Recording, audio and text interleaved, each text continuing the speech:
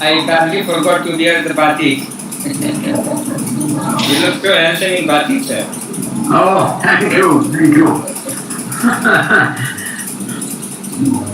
Good afternoon, Pak Gautam. Good afternoon. Apa kabar? Hello, sir. Hello, hello, how are you? Fine. Now I'm wearing sari. Oh, wonderful. Ibu Wati, can you stand up so that we can see you in sari? You look so graceful. Yeah. Here already my colleagues, Pak Arif, and then Pak Kundaru and Pak Nur Rahmat. The speaker already have here. Oh, great. Soon other speaker, Mr. Assis from Medan will join us, and other Dr. Pankaj from Kundal University is joining us.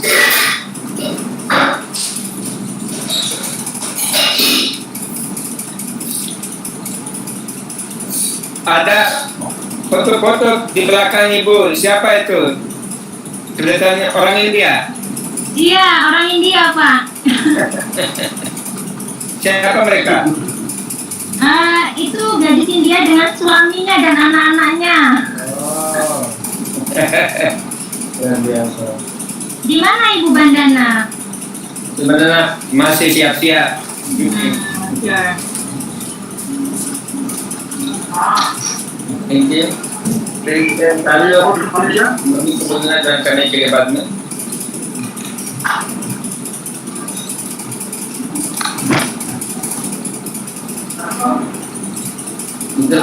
Google go now.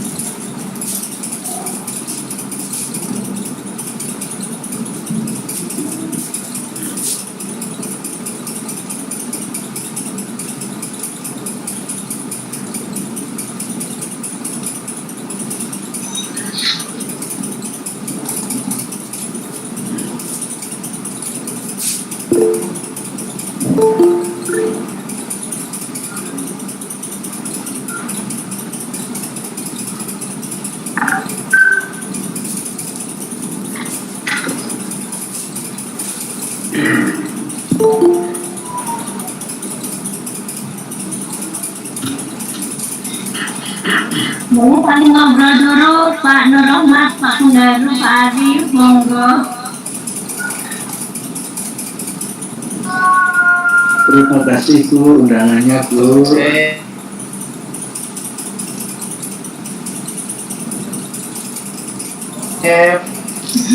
Ya, ini Pak, selamat sore. Sore Pak Arif. Terima kasih. Selamat sore, terima kasih undangannya. Pak Kundaru, selamat sore. Selamat sore juga. Ya, salam sehat selalu. Ye.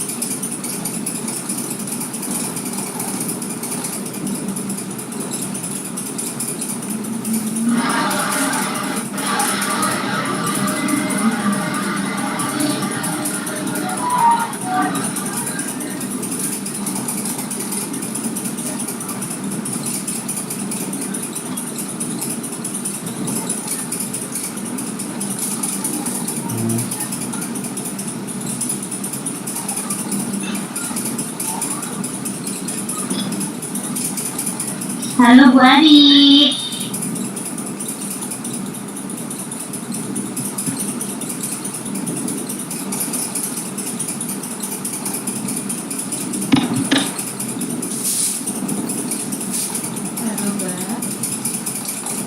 Suaranya racet toh Mbak Yu, kurang ganteng. Iya, kurang datar kah? Oh, Udah lebih jelas? Sudah? nah. Oke.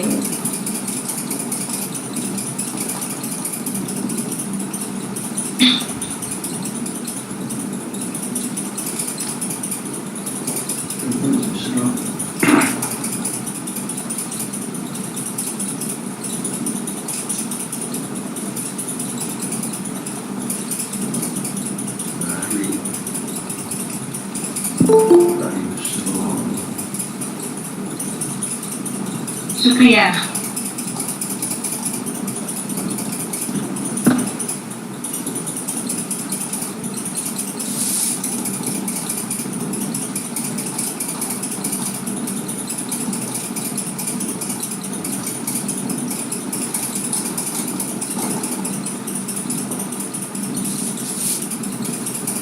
Jarang nggak Google Meet ya, atau bingung.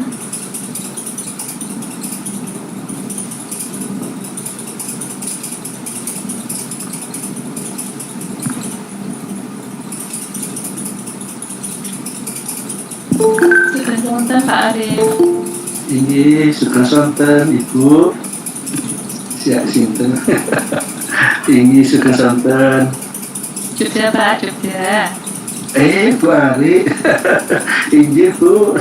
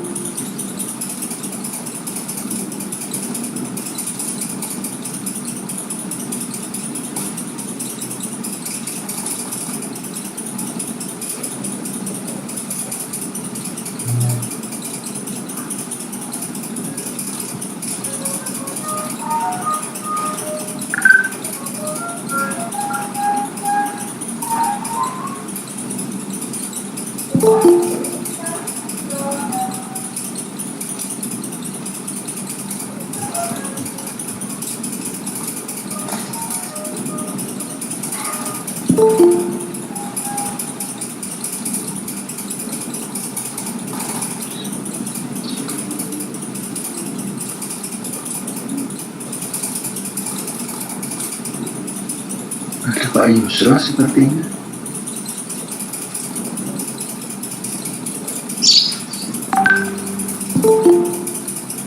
Suka sonten Pak Ari? Suka sonten Pak Yus. Tapi tidak gitu. Saya wonten mergi niki. Oh iya. Nggih. Sehat tinggi. Ning kula nyimak. Nggih. Nggih. Nggih kami buke bareng.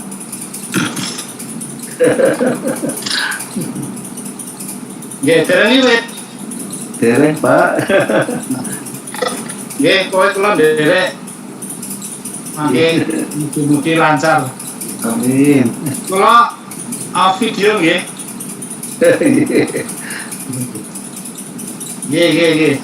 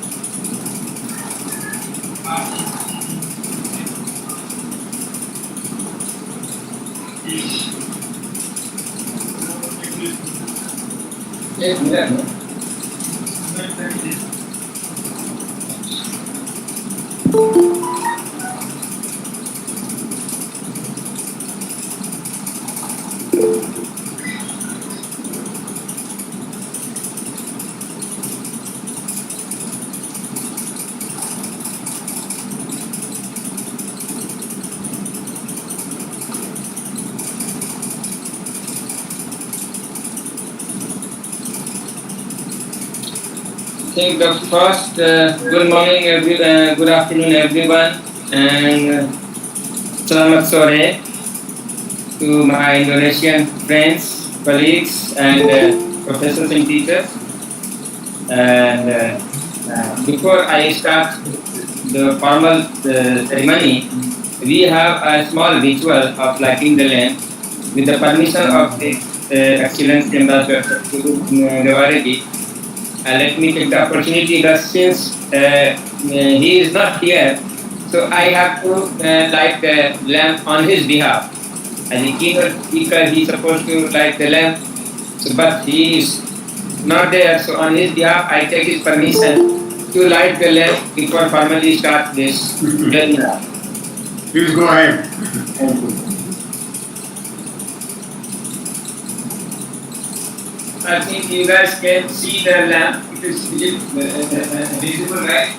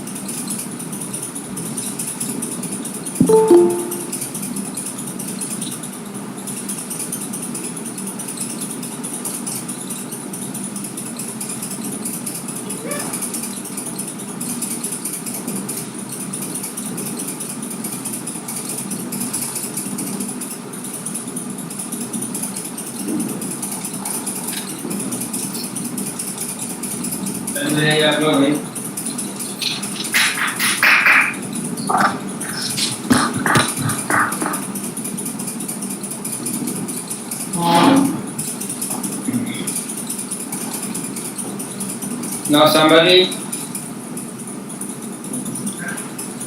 Good afternoon, ladies and gentlemen. My name is Shambhavi and I'm a student of Bhasha Indonesia in JNU. It is my pleasure to welcome you here this afternoon. I would like to welcome and thank all of you for joining us today for this international webinar on India-Indonesia cross-cultural line, a much debatable and interesting topic. It is our privilege to have such prominent speakers to talk over such a topic. On behalf of Indic Bell Society, I would like to extend a very warm welcome to our special guest ambassador, Sudhir Devare, and esteemed scholars from India and Indonesia. We hope you find the program we have lined up for you to be fruitful and engaging. All the participants who have joined us are requested to kindly put themselves on mute and kindly do not share the screen. Only the speakers will have their mic on while speaking. In case of any question or query, you may write it down in the chat section. Our backend team would be tracking it continuously. Also, it is a matter of immense pleasure to inform you all that we are streaming this program live on official YouTube channel and Facebook page of Indic Bell Society. It is a request to all of you to kindly show maximum participation in outreach over all social media handles of Indic Bell Society.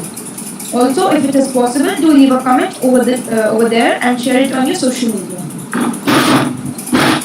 We have started this program with the lighting of lamp, which was lit by my beloved professor, Dr. Gautam Kumar Jha. And moving further, I would like to call upon Ms. Sarita Nair, who is a MPhil and PhD from Jawaharlal Nehru University, and who was a guest lecturer at the University of Malang. She has also taught in Delhi University.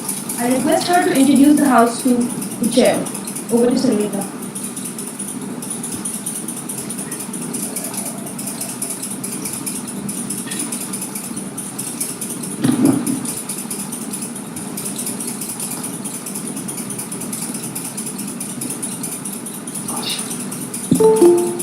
Sarita? Sarita seems to be. Am I audible now? Yes. So it is my honor to introduce Dr. Gautam Kumar Jha. Dr. Gautam Kumar Jha is an assistant professor at the Center for Chinese and Southeast Asian Studies, School of Language and Cultural Studies.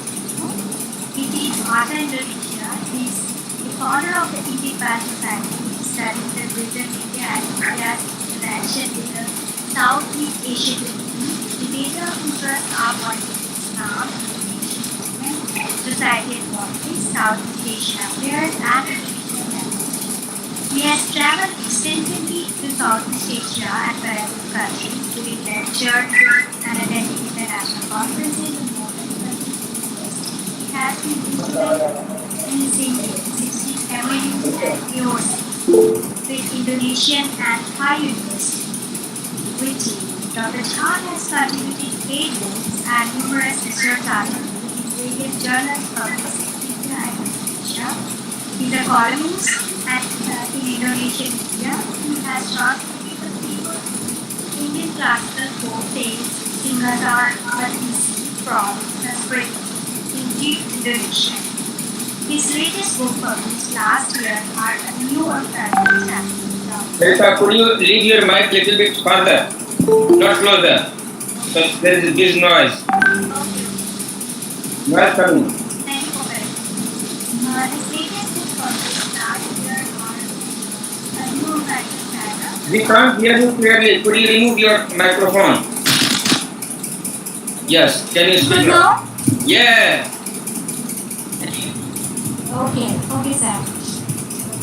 So I'm continuing again. His latest book published last year, a new empirical China, the Cube ruling and the South China Sea dispute, jointly with Dr. Soumya Prathamik Bhasha Indonesia, Basic Bhasha Indonesia, and Hindi for Indian readers. Apart from being a versatile scholar, he loves cooking and is a professional tabla cleaner. And he is recipient of Indonesian Award for spreading Indonesian language and culture conferred on him in 2001. Now I would like Professor Jha to introduce and give some light on the topic. Thank you, Sarita and the team. It's a great pleasure to be with us with such a great number of scholars, which is great. Yang terhormat His Excellency Ambassador Sufi Tawariji, yang terhormat Dr. Arif Budi Budianto, yang terhormat Dr. Ari Kusmiatun, yang terhormat Dr. Pankaj Jha, terhormat Mr. Ashish Sharma, yang terhormat Ibu Wati Istanti, yang terhormat Nur Chomat Daryanto, yang terhormat Dr. Kundaru Sadono, yang terhormat Dr. E. Dewa Gede Budi Utama. So I welcome you all this webinar today, and since Ibu Wati is behind this entire webinar, she has been pushing me that we must have at least one webinar on India and Indonesia once in a month. So I'm thankful to her, and I have also founded a society called Indical Society. We have all the volunteers who are working for indifferent regions. They are also with us. So just to give a brief outline of today's webinar before our esteemed keynote speaker starts and the formal proceeding goes with, let me give you a brief idea about. I hope most of you know the deeper side of our relationship. But let me start about Indonesia's background. You see, Indonesia is completely intact what it was almost second century BC, but its name was not in Indonesia. But since second century BC till 16th century, till the time of Fifth Empire, dynasty of Majapahit, there have been a continuous reciprocation from both the sides, continuous flow of the people from the both sides, from India to Indonesia. When I say India, India means the present geographical region. Cortelia, who was a scholar at the Taxila University, and also he, with his great scholarship and strategy, with the help of Chandragupta Maurya, he erected a very big empire called big dynasty called Maurya dynasty, and he wrote a very, very important book. And that book is still very, very relevant. That is Arthashastra. It was almost 200 BC, Arthata written around 200 to 200, 250 BC. And Arthashastra gives a very vivid sketch of the statecraft. Statecraft means the entire part of the statecraft.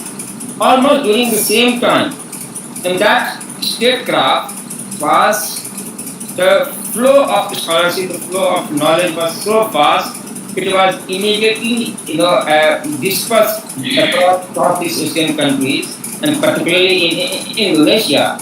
At the same time, one big scholar came in the present Bharat or Bharat Muni, who wrote Natya Shastra. Natya Shastra has, the way Arthashastra writes each and everything about the statecraft. Natya Shastra writes each and everything about music, about dance, about stagecraft or Indian drama, we can say, drama. Each and everything. And that drama and statecraft became very pervasive, and what is right now, it is reflected in the current moment. It is 100% in Indonesian folk drama and culture. If we understand the wayang form of drama in Indonesia and the characters of Semar and his group of clowns, Semar, Pedro, and other parts, and it is simply amazing to find out that this is almost, I would say, copy of Natya Shastra in its entirety. What is the status of what was the status of Vidusha in India? Same status is having in Indonesia with Semar. Semar is very, very, most respected character in Indonesian classical scholars, and mostly we can say Javanese scholars.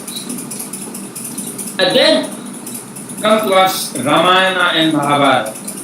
My dear friends, I'm not talking about that this Ramayana, Mahabharata, and statecrafts and drama and culture came from India.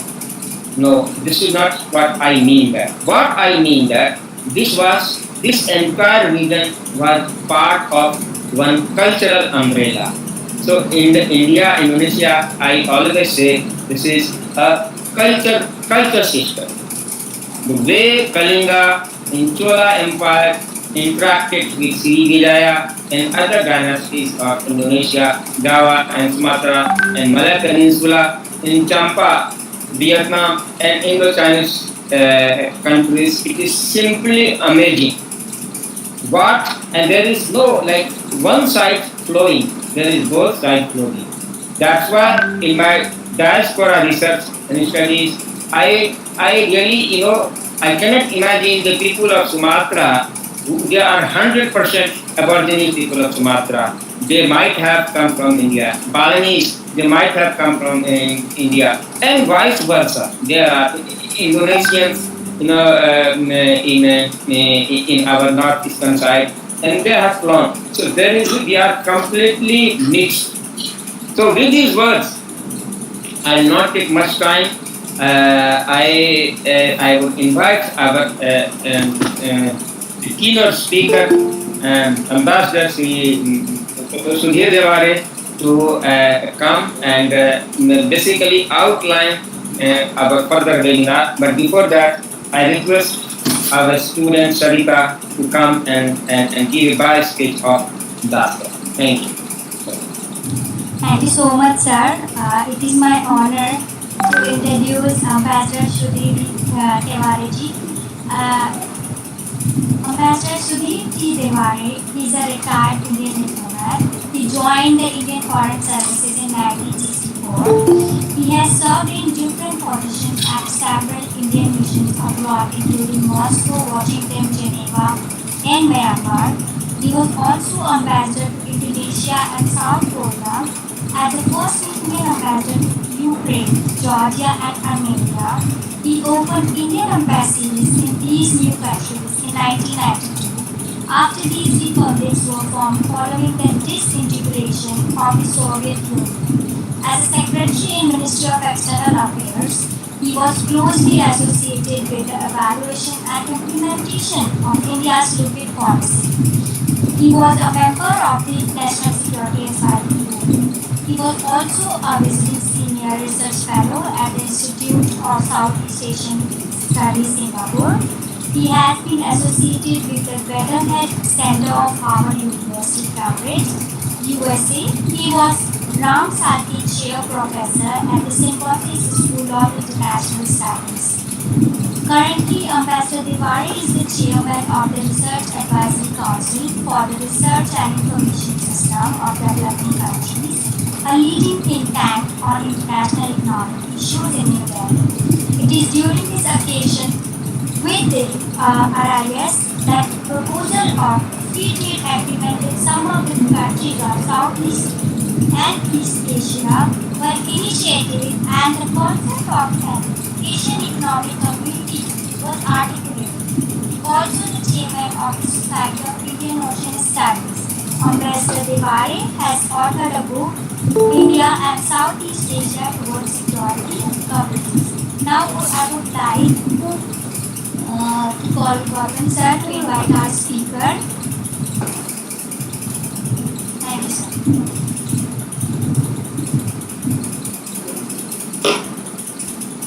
So please switch on your mic.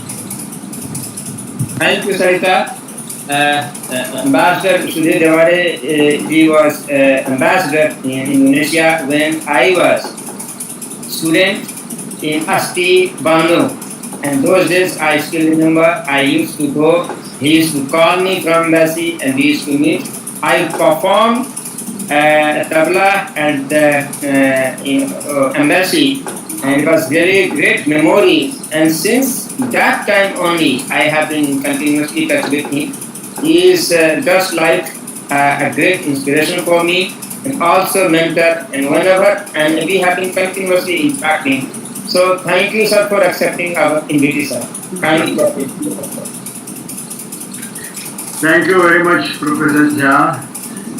Professor Jha, Professor Arif, Professor Pankaj Jha, Professor Wati, all my Indonesian friends. Selamat sore. It's a great pleasure for me to be in the midst of my old Indonesian friends. And nothing gives me greater pleasure than interacting with them. And as Professor Jha just mentioned, I recall my very pleasant times when I was posted in Jakarta many years ago, and that was the occasion where I used to meet with Professor Jha. Well, today is a very auspicious day, very happy day, Independence Day of India, and I would like to convey to you our very warm and happy greeting to all our Indonesian friends on this occasion and to other Indian friends as well. You know, in this morning, Prime Minister speaking at Red Fort, he recalled close association of India with countries of our extended neighborhood, and he especially referred to ASEAN countries. He mentioned with ASEAN we share a great deal from past in terms of culture, Buddhism, religions, and so on. A few days ago, at the groundbreaking ceremony at Ayodhya, he had also referred to Indonesia and Malaysia as the countries which has common heritage with India in terms of Ramayana and Mahabharata. So I think on this occasion of Independence Day, my mind actually goes back to those times when Indonesia and India were working together, were fighting together for their independence. When I was in Jakarta in the mid-90s, we interviewed a number of Indonesians who had fought for Indonesia's independence during 1945 to 49, when the Dutch had occupied Indonesia, even after we became independent in 1945. And we produced a book at the time of India's participation in Indonesian freedom struggle from 1945 to 49. Those were the years when India and Indonesia were interacting with each other practically on a daily basis. And do you know, in 1946, when the first Independence Day of Indonesia was celebrated in Yogyakarta,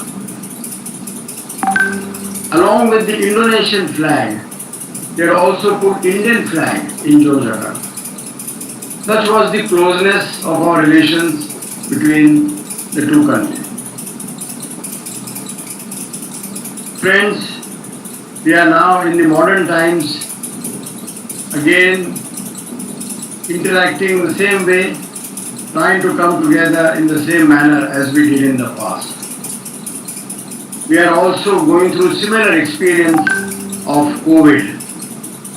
COVID has hit Indonesia very badly, and in India we are still finding that COVID is raging and it is creating a havoc. So these are very difficult times for both Indonesia and India, but no danger is as great as it can be if we have the will to fight it. And that's what I find, that Indonesia and other countries in Southeast Asia are fighting hard this evil of COVID, and just as we are also doing in India. I think there is a lot of cooperation that is going on between Indonesia and India in this COVID time. I think the economies of both India and Indonesia are very badly hit because of this virus. And it is going to be a great challenge for both India and Indonesia to build our economies now, after the COVID threat is over. In the areas of unemployment, poverty, trade, all are going to be very badly hit. And I think it is important that we countries like developing countries like ours work together. We are already working together in ASEAN. In the ASEAN partnership, Indonesia is a key player. I remember from my own times when I was in Jakarta, how we sought help of Indonesia to become partner with ASEAN. And it was Indonesia's very generous support to India that enabled us to become the full dialogue partner of ASEAN in 1995 and ASEAN Regional Forum, ARF, in 1996, and later on members of the East Asia Summit in 2005. Every time Indonesian support was very vital. Friends, there is so much in common between India and Indonesia. And I always feel that there are very few countries which share so much in common. The size, the diversity, the enormity of differences in terms of religions, races, ethnicity, cultures, and so on.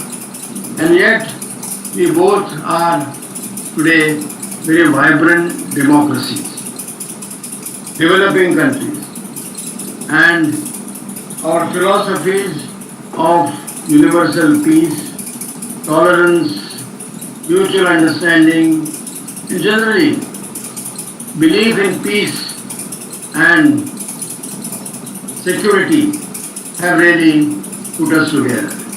I think these two countries are that way quite unique, and unfortunately we have not been able to tap the potential fully between our two countries. In 2018, during the visit of Prime Minister Modi to Jakarta, we were happy to see that a comprehensive strategic partnership was signed between Indonesia and India. Under this partnership, we have the possibilities now of expanding very substantially our trade, our economic partnership, our people-to-people exchanges in the areas of education, health, computer software, and so on. And this is something which we need to really build on. There is one area which is of great importance to Indonesia, which President Widodo mentions all the time, which is maritime fulcrum. The focus that is being given in Indonesia to building a maritime strength. India also gives very high priority to building its navy, its marine strength, its ports, and we have a concept called Sagar. Sagar is security and growth for all, under which we would like to work very closely with countries with which we share our maritime neighborhood, including Indonesia. So this is one field in which we have tremendous promise to work together. Friends, just to give you a little background of what is happening in India in recent months, apart from COVID, we are faced with aggression in our Himalayan areas and Ladakh. Our territorial integrity and our sovereignty is under threat. Similar things that happened in the areas of Jammu and Kashmir last year. But as Prime Minister said this morning, we will try to secure our line of control, that is LOC to line of actual control. India basically wants to defend and secure its territorial integrity and sovereignty, just as Indonesia also does the same thing. You have similar problems in your eastern part of Indonesia and you are taking every possible step to defend yourself. That is perfectly what India is also doing. India took some steps last year in Jammu and Kashmir that was entirely to secure greater socio-economic development in the region as well as to stop cross-border terrorism. Terrorism is something which Indonesia and India both have suffered a lot in the last 15-20 years. And we have taken steps to enter into conventions which will help us to support each other in fighting terrorism. Friends, as Professor Jha already mentioned, there is so much in common in between India and Indonesia or Southeast Asia in general with respect to our common cultural heritage. Be it language, be it religion, be it literature, architecture, take philosophy, textiles, and so many areas. And in all these areas, we have shared our mutual knowledge. It has not been a one-way street at all. India shared this with Indonesia and countries of Southeast Asia. And I must say, Indonesians, at that time it was not Indonesia as the name, Javanese, Sumatrans and others, they were very selective. They did not accept everything which was coming from India. I think they only took what was the best, whatever suited them most, and in that Indonesians produce a more refined, a more cultured form of each of everything, be it your sculptures, or be it your architecture, or be it your textiles. I think whatever was the best was produced as a kind of a cultural effervescence as a result of interaction between Indian culture and the Southeast Asian culture. So we have also benefited a lot whether it is Indonesian batik or whether it is Indonesian form of hospitality. When you go to Bali or you go to Jakarta, and the way you welcome a guest, the hotel arrangement, the way people talk, it's we always find, my wife and I always find that this is a culture of a very high order, and it has not come overnight. It has developed over centuries. So I think this is the essence of the cultural amalgamation that has taken place between India and Indonesia. I think we must preserve it, and I think we should not be shy to share this. I think we have to learn a lot. In India, generally we think, no, we know everything. It is wrong. We have to learn a lot from our friends in Southeast Asia, particularly in Indonesia. And there are a number of areas which we should identify, and I think in that process, we both will benefit a lot. Essentially, we are talking of common values, universal values. And these values of tolerance, values of mutual respect, they are, I think, common to both India and Indonesia.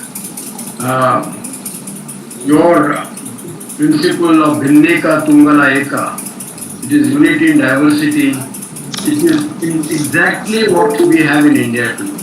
We are also a large and a diverse nation, and we cannot remain a unified and a strong nation unless we follow this principle of Bhinneka Tungala Eka. And therefore, India has to learn, India has to follow, India has to absorb much from our friends in Southeast Asia. I think today's seminar, I think, is essentially to identify, to think of these commonalities between Indonesia and India, and I would therefore like to once again compliment Professor Jha for organizing this webinar on a day, Independence Day, when we should be both doing a lot of introspection about what India and Indonesia have to offer to each other, what we should learn from each other, and what wonderful prospects we have for the future together. Thank you. Thank you, sir. Now, Sarita or somebody, please take the call. At the end of this entire session, we will have question and answer session. So I request all the audience to, if they have questions, so they can put it in the chat box, because it will not be possible to ask each and everyone, because this is webinar, so we have a lot of technical restrictions. So thank you, sir. Thank you, Ambassador, sir. Now, Sarita or somebody take the call, please. Thank you, sir. Moving forward, we have our first speaker, Dr. Arif Budi Gurianto, who is an associate professor of Indonesian literature at the undergraduate, graduate and postgraduate program at the University of Muhammadiyah, Malang. Doctor of Cultural Studies, alumni of Udayana University, Denpasar, Bali. He has written extensively on research and writing on literature and culture. Currently, he is working in the field of Indonesian and foreign speakers. Independent Society welcomes you, sir. Okay. Okay, thank you. Good evening. Firstly, thank you very much for the opportunity I come here. I will speak for no more than 5 minutes because many speakers in here. No problem, sir. You have maximum 10 minutes. You can feel free. There is no pressure at all. Yes. After 10 minutes, I will just ring the small bell. Yes, thank you, Mr. Gautam. Okay, Mr. Gautam has been to my campus, and hopefully in the future we can meet again in Malang. Okay, thank you. This is an amazing opportunity that was given to me my dream is come true. Yeah, going to India through a webinar. Yeah, webinar. Thank you very much for the all, Miss Swati, Mr. Gautam, Miss Sarita, Miss Sambali, and Excellency Mr. Surya. Okay, I would like to presentation about Mahabharata and Ramayana. I think it's very popular in Java, especially in Java, in Indonesia, about teaching. This my teaching of morality through wayang, Mahabharata and Ramayana in Indonesia. Wayang is mean puppets. Yeah, this is Japanese puppets. Because in Indonesia many puppets, Japanese puppets, Balinese puppets, Malay puppets, yeah. Okay, teachings modality through wayang Mahabharata and Ramayana in Indonesia. Indonesia gets to know the Ramayana and Mahabharata story from very famous Hindu epic. The story has been adapted and acculturated with Indonesian custom and culture, especially in Java. Various symbols and philosophical value of wayang are used in source of reference for life. Okay, generally, I am Japanese. I am Japanese and I know about wayang and I love every Saturday night. I hear wayang from radio, Mahabharata from radio, every Saturday night. So very popular. In general, example of goodness, there are dharma, goodness, are used as a role models and life of models. Choosing and treated character with kindness become an example for community. So, in Java, I think you can find many names given to children by taking epic character of Ramayana and Mahabharata which connotes good behavior. My first president, Karno, and Karno. I don't know India who is Karno, but Karno, I think it's people and Sukarno. Yudhishthira. My son, I gave name Yudhishthira, Krishna, Bhima, Arjuna, Sadeva, and so on. The names of the people character are used as street name in the city. For example, Jalan Krishna. Jalan is means street. Jalan Puntadewa or Yudhishthira and so on. Yes, Jalan means street and means street. So very popular.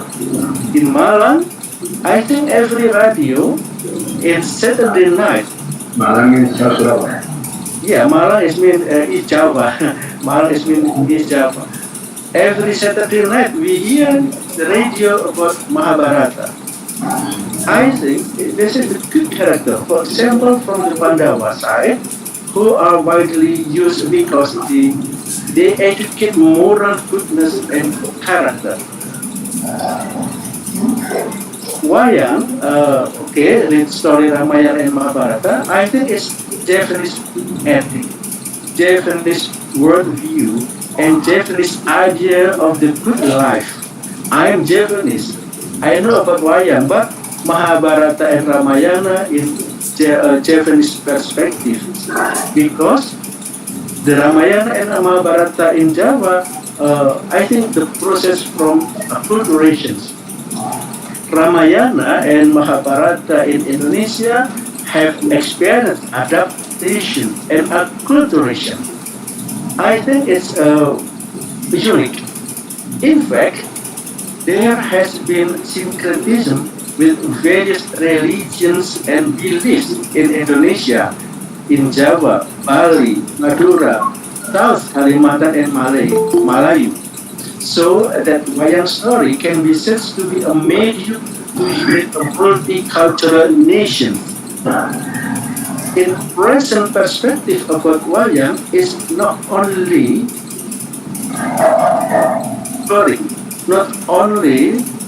a great story, but wayang is mean medium to unite a multicultural nation.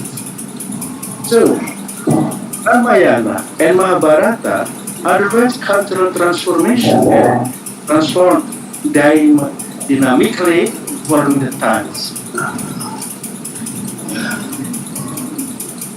The following are the use of a value of Ramayana and Mahabharata story in civilized Indonesia, especially the value and moral in Japanese culture. I am Japanese, Bupati is Japanese, and the others know how Ramayana is Mahabharata and Mahabharata is very important in here. The very philosophy of goodness, giving names for none that could not create and good hope. Only Pandawa in Mahabharata, maybe Pandawa I think is good. In Java, as a source of knowledge of moral philosophy and Japanese worldview, this is important. Mentions about Japanese worldview from Wayang, from Mahabharata, and from Ramayana. Knowledge of moral philosophy, thousands writing about knowledge moral philosophy from Wayang. Then, Wayang ethic is a spiritual term about the value of kindness that are taught as a teaching material for a goodness of character and character of the knights. So, in Japanese, this is not new because everybody knows that Wayang and Java culture, I think, is the north. There's characters. Bring up the epistemology of the concept of subtle values, the main character and concept of this despicable nature in moral philosophy. So, Ramayana and Mahabharata, everybody knows in Java. In schools, university, research, but very popular. Until now, Ramayana and Mahabharata in Indonesian or in Japanese version is very dynamically and giving the Dalang has been this someone that player of the Sedos, knows how the Wayang giving moral attitude, positive moral attitude, good, and the character of good. So for the campus, for the epistemology, I think we can explore the reason about language, culture, and the others fields of the research. How Ramayana and Mahabharata can be explored more and more and more to be the nations. Okay, I think it's all. We can discussions. Thank you very much. I'm sorry, my English is not good. Thank you very much. Arif, Budianto, it was excellent presentation. His Excellency Ambassador can take a call on this. You want to give some comment? What Professor Arif told us, I think it's a continuing inspiration for us, because if Dalang can convey a message of positivity, moral values, he is doing actually the Dalang, and through Wayang, a great service is being done within Indonesia to maintain that that message of peace, tolerance, and very importantly, syncretism. I think the word which he used, syncretism, is a very important requirement in today's world, and I think Wayang is doing a great service in Indonesia. I hope it continues in future without interruption. Thank you, Excellency Pak Budi. It is really good to hear from you that on Saturdays Mahabharata and Ramayana is broadcast through radio. I think what I feel that I always mention in my research and talk that Indonesia has still preserves the originality of Indic elements or Bharat, what you say that, and that is the reason when I talk about Indonesian culture and especially Javanese culture, people are so cultured, so polite, and they always want to stay in community, stay in harmony, and they have established harmony with everything. And they have the cultural rituals, cultural life, and cultural chorus is so much part of their daily social chorus. This is really amazing for us. I think this is what that India should learn from Indonesia. Moving forward, Shambhati or Sarita can take a call for the next speaker. Next we have Arifut Milaturi. She's a lecturer of Indonesian and Literature Department of Yogyakarta State University, Indonesia. Her expertise on learning Bhasha Indonesia language skills and teaching Bhasha Indonesia for foreign speakers, that is BIPA. She has many research and publications. Her publications include books, modules, journal articles, and paper and academic forums. She also has teaching experience abroad such as Thailand, China, Australia, and Germany. Now she will share about BIPA learning design and Indian learners. Thank you. Okay, thank you. So, can you hear my voice? Hello? Can my voice clearly on there? Yes, please. Okay. Yeah. Okay, the Honorable Mr. Dr. Gautami Kumar, the Honorable Mr. Sudhir Dijapare, the Honorable all speakers and all the audience. I would like to thanks for the committee and also Mbak Wati that have given to me to present my paper in this lovely moment. Good afternoon, namaste.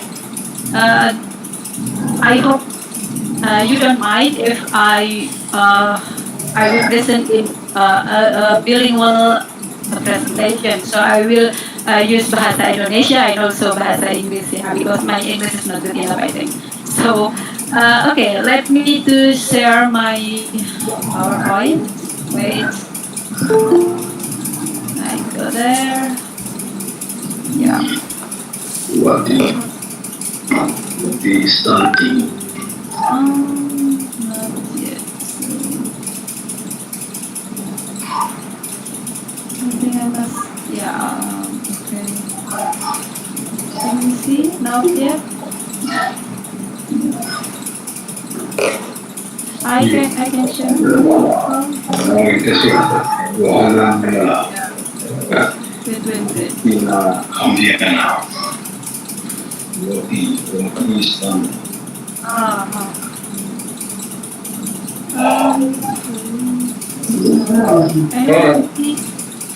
No? Wait. I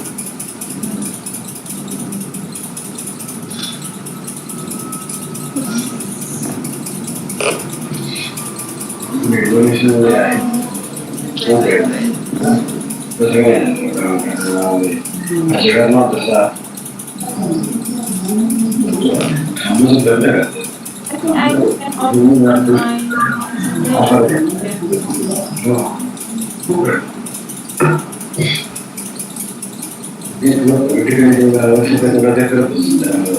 Any problem in sharing?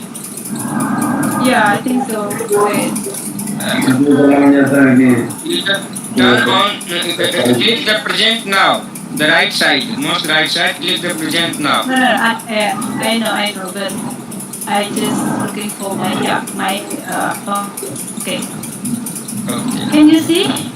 Yes. I request Ambassador Sudhir Devaraji, could you switch off the mic for the temporary moment because it is catching the. Oh, my mic where? Yeah, could you switch off your mic for that time? Mic is the down. There is a symbol of mic in the down left side. Yes, it is done. Yeah, please go ahead. Okay, thank you.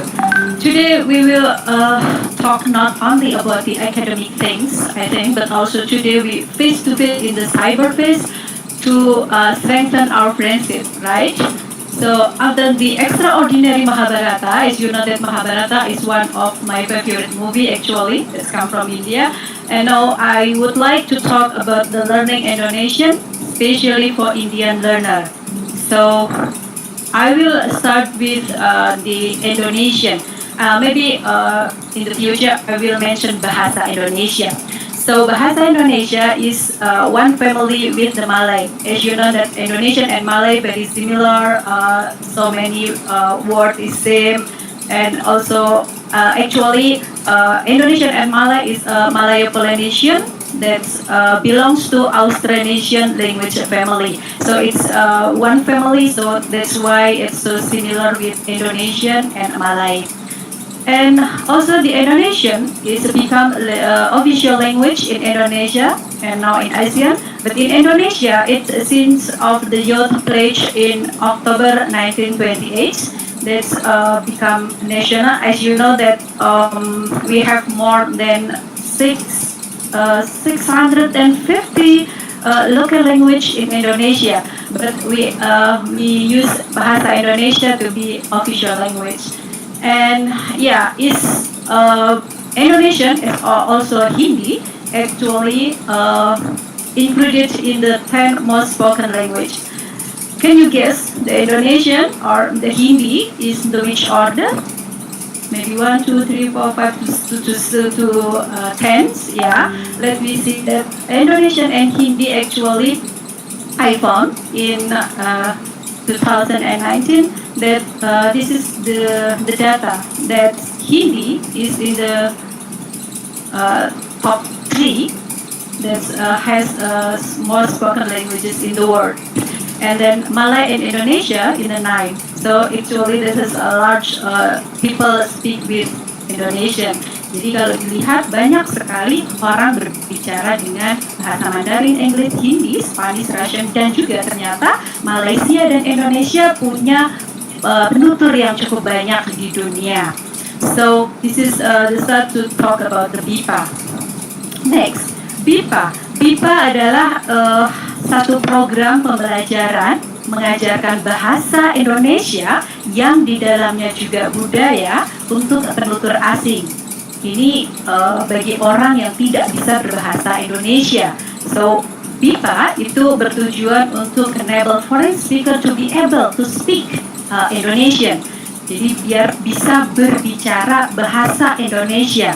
Tentu saja dengan berbagai kosakata, vocabularies and grammar and so on. There's content of for skills in language learning. So BIPA actually for Indonesia is soft diplomacy on the government and the key to international exposure.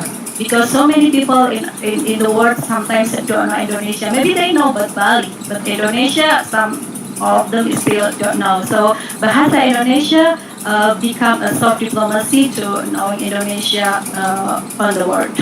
So now the main is people learning for Indian learner. So this presentation actually draws from my empirical experience teaching BIPA for more than 18 years. But yeah, same with Pak Arif. Maybe I have never been in India and of course never talk Bahasa Indonesia in India. But I hope maybe one day I will go there and I can teaching Bahasa Indonesia on there. Yeah, this presentation adding we have like some data I collect from my friend Pak Joko Pranowo that he talk in India, he talk Indonesian in India, and then So I can talk about the India about BIPA Bahasa Indonesia for India learner in Indonesia and in India. So I hope this can cover all.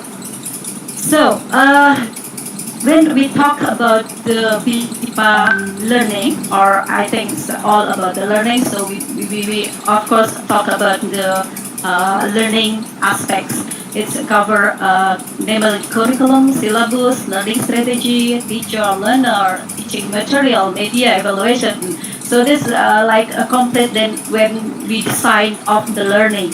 So same when I design the Indonesian for the learner, like maybe for other countries and here for India. So I should cover this all to think about it before. So we start with the curriculum and syllabus. Talking about curriculum and syllabus, of course, like it's depend on the purposes, right? So like tujuan dari belajar bahasa apa? So student what they want to do with bahasa Indonesia, it's make the curriculum, it's make a syllabus, it's a followers. As we know that BIPA is like a customized program. So seperti apa mau dari pembelajar siswa students, this become the curriculum age. So there is a heterogeneous class and there is homogeneous class. I talk about heterogeneous class is like occurs when the student is in class mixed with the people from other countries. So not only Indian are there, but also like Russian, like European, like Australian and Asian or something like that. So it's heterogeneous class. There is a heterogeneous class for BIPA, but there is homogeneous class. Homogeneous class is class that contain all Indian learners. So it's like all is Indian or mixed with other. It's make like a syllabus, maybe not different too much, but this is like a little bit there is a different on there. It also depend on the purposes. So the main is purpose of the students to make a curriculum, to make a syllabus. So for what the student learn Bahasa Indonesia, also the level of the student. Level of the student make the curriculum or syllabus is different, and how length they will learn Bahasa, it's also must be considered. No, about the learners. I like to speak about the learners because I have some students come from India and they are so friendly, humble, cooperative. This is some characteristic of the student. It's not because I talk with Indian people so I make it like good. No, but it's just my experience with the student come from India. So in my experience, they do some blah blah blah, but also they like stubborn. So some student is stubborn. Of course, not all the Indian is stubborn, yeah. But in my experience, some of the student is stubborn. So when they have opinion, she or he has opinion, sometimes it's so difficult to change. So this I call it sometimes they are stubborn, but they are active and confident and they share about the culture. So I like today that I see Mr. Gutam, Ambassador also, they talk about the culture. So because the culture is the main of the BIPA actually for the Indian learner. We mix bahasa and also the culture in our class. So this is about the learner, and the next about the teacher. So who can teach BIPA for Indian learner? Who can teach? Just Indonesia? No, I think not only for the native speaker. You as Indian, you can teach BIPA. You can teach BIPA just with several conditions, of course. So you have a qualification to teach BIPA. So you're not a native speaker, but you able to use Indonesian fluently, right, and spoken. You're good on there. So yeah, you can teach BIPA. You good knowledge of Indonesia, of course. So because teaching bahasa Indonesia, not only teaching bahasa, but also teaching about the all of Indonesia. So you know demography about Indonesia, you know about many places, tourism place, the landmark in Indonesia, the history of Indonesia, and something like that. So have good knowledge of Indonesia will be helpful for someone to teach in BIPA. And then have an Indonesian insight. That's I think the same. Then have teaching methodological skill. Of course, the teacher should have teaching methodological skill. So if you have all of them, so you can teach BIPA actually. So not only orang Indonesia yang mengajarkan BIPA, tapi orang India pun bisa menjadi guru bahasa Indonesia. Terima kasih Bu.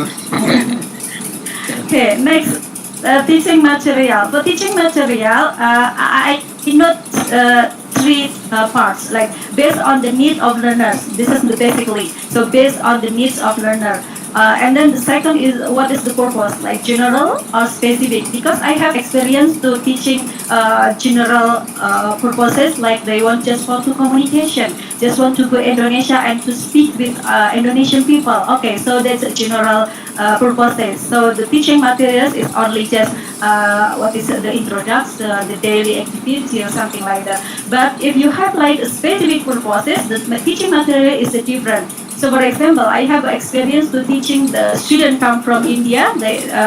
He and she wants to degree master in Indonesia. So we have like specific purposes, the academic purposes. So sometimes I have a student also that she want to be what is that pegawai salon.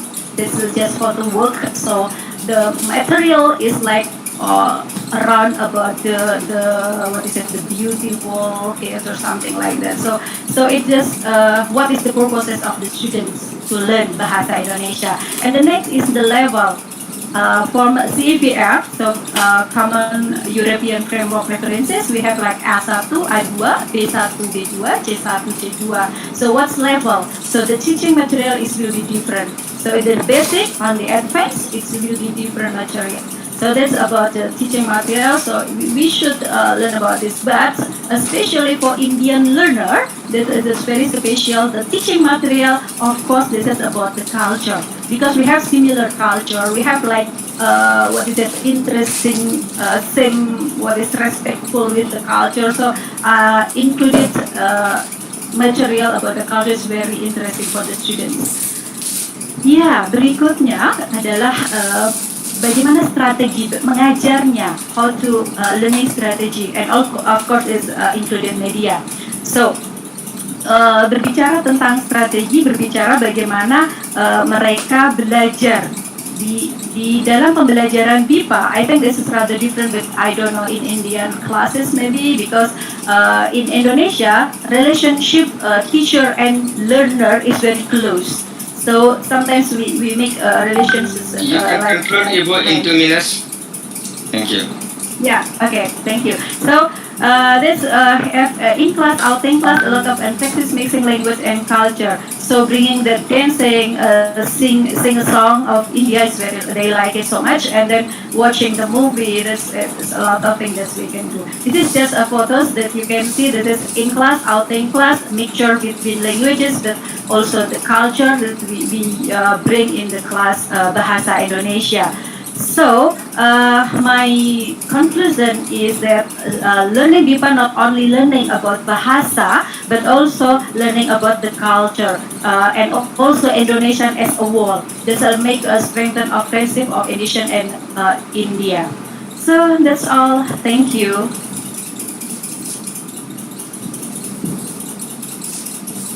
Thank you, ma'am.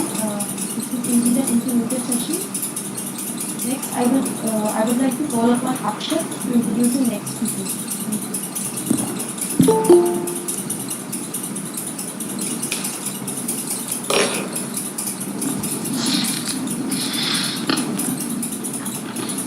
Akshat, are you there?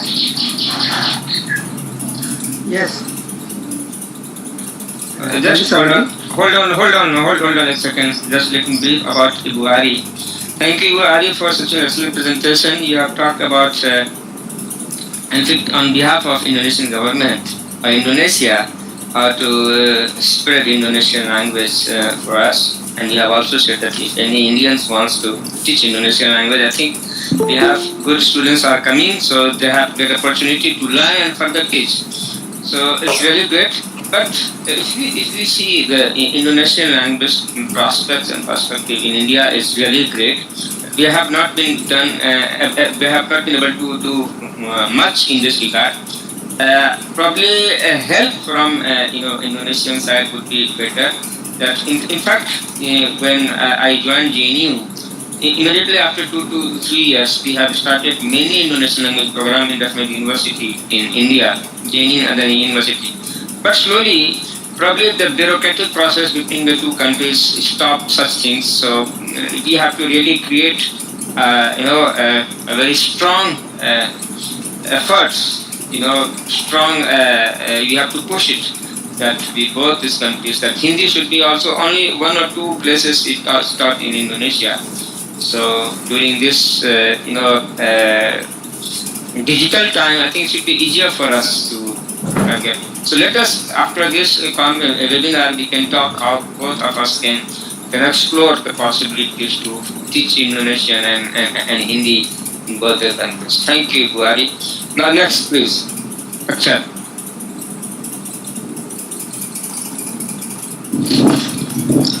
Thank you, sir. Ashish Sharma was born in Patiala in the state of Punjab in India. After completing all his academic years, both in Bachelor of Engineering in Mechanical and MBA, being a university topper, he worked for various multinational companies in India. He also the head of Indian Expatriates Association of Medan, IEAR. He is also a poet and an author. He has written 3 books focusing on the issues of social evils, thoughts of an ideal society and world, women empowerment, environment. He also wrote some poems in the Honorable Prime Minister Mr. Narendra Modi ji and late Prime Minister Atal Bihari Vajpayee, and poem to commemorate 70 years of friendship of India and Indonesia. Over to somebody. जी बहुत शुक्रिया, thank you so much. Am I audible? Yes, you are very much audible, sir. Thank you so much. Honorable Sudhir Devare जी, मेरा प्रणाम स्वीकार करिए.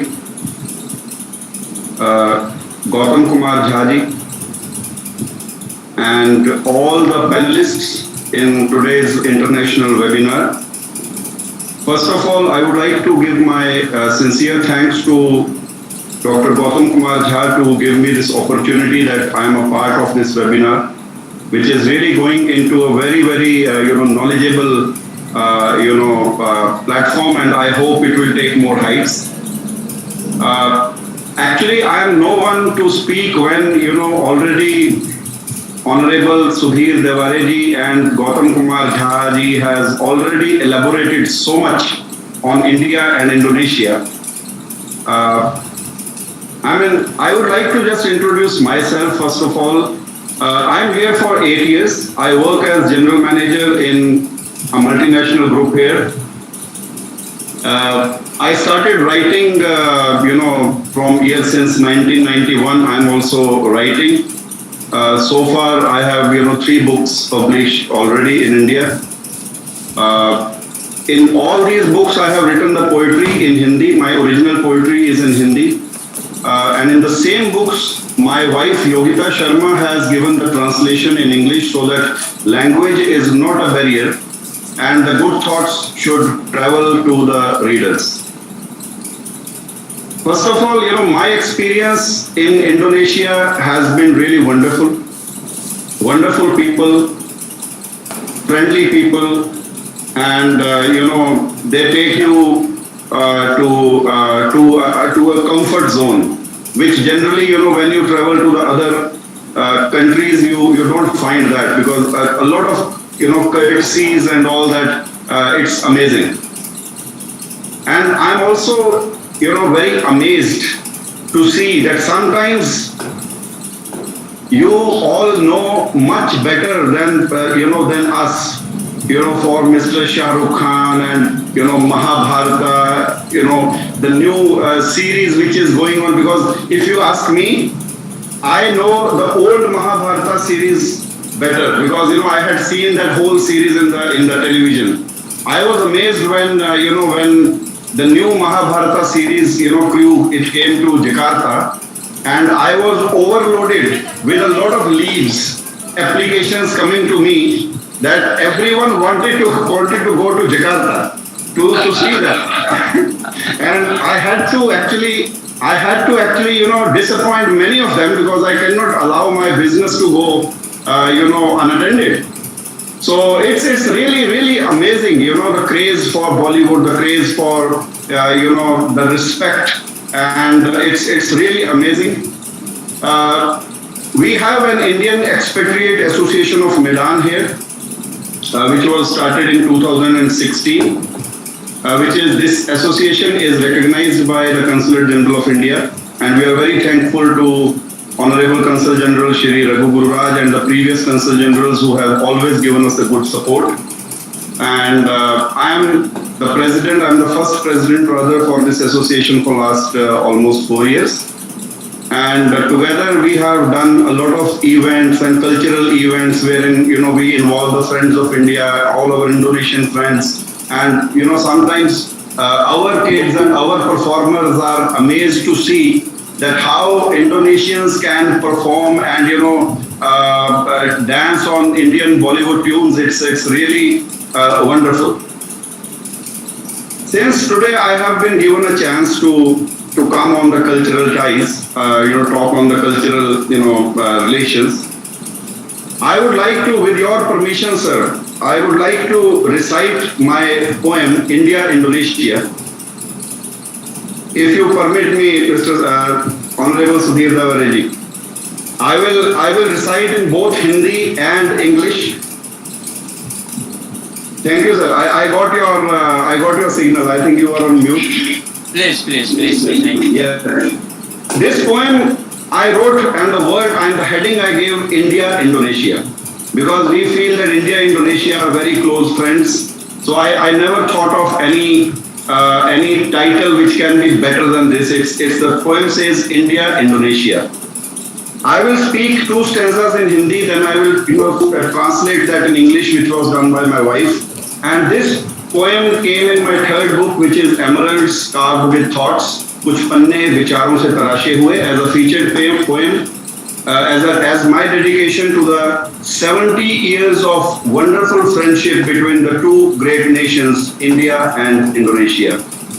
It says, India, Indonesia चलेंगे साथ साथ, बढ़ेंगे साथ साथ, उन्नति के शिखरों पर चढ़ेंगे साथ साथ, इंडिया इंडोनेशिया बढ़ेंगे साथ साथ.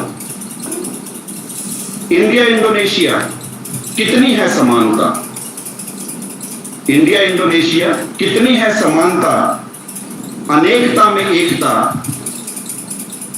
एक एशिया का ताज, एक pearl of Asia, India Indonesia, India Indonesia. I will translate into English for the benefit of our Indonesian good friends. The 2 stanzas I have recited, those are like this.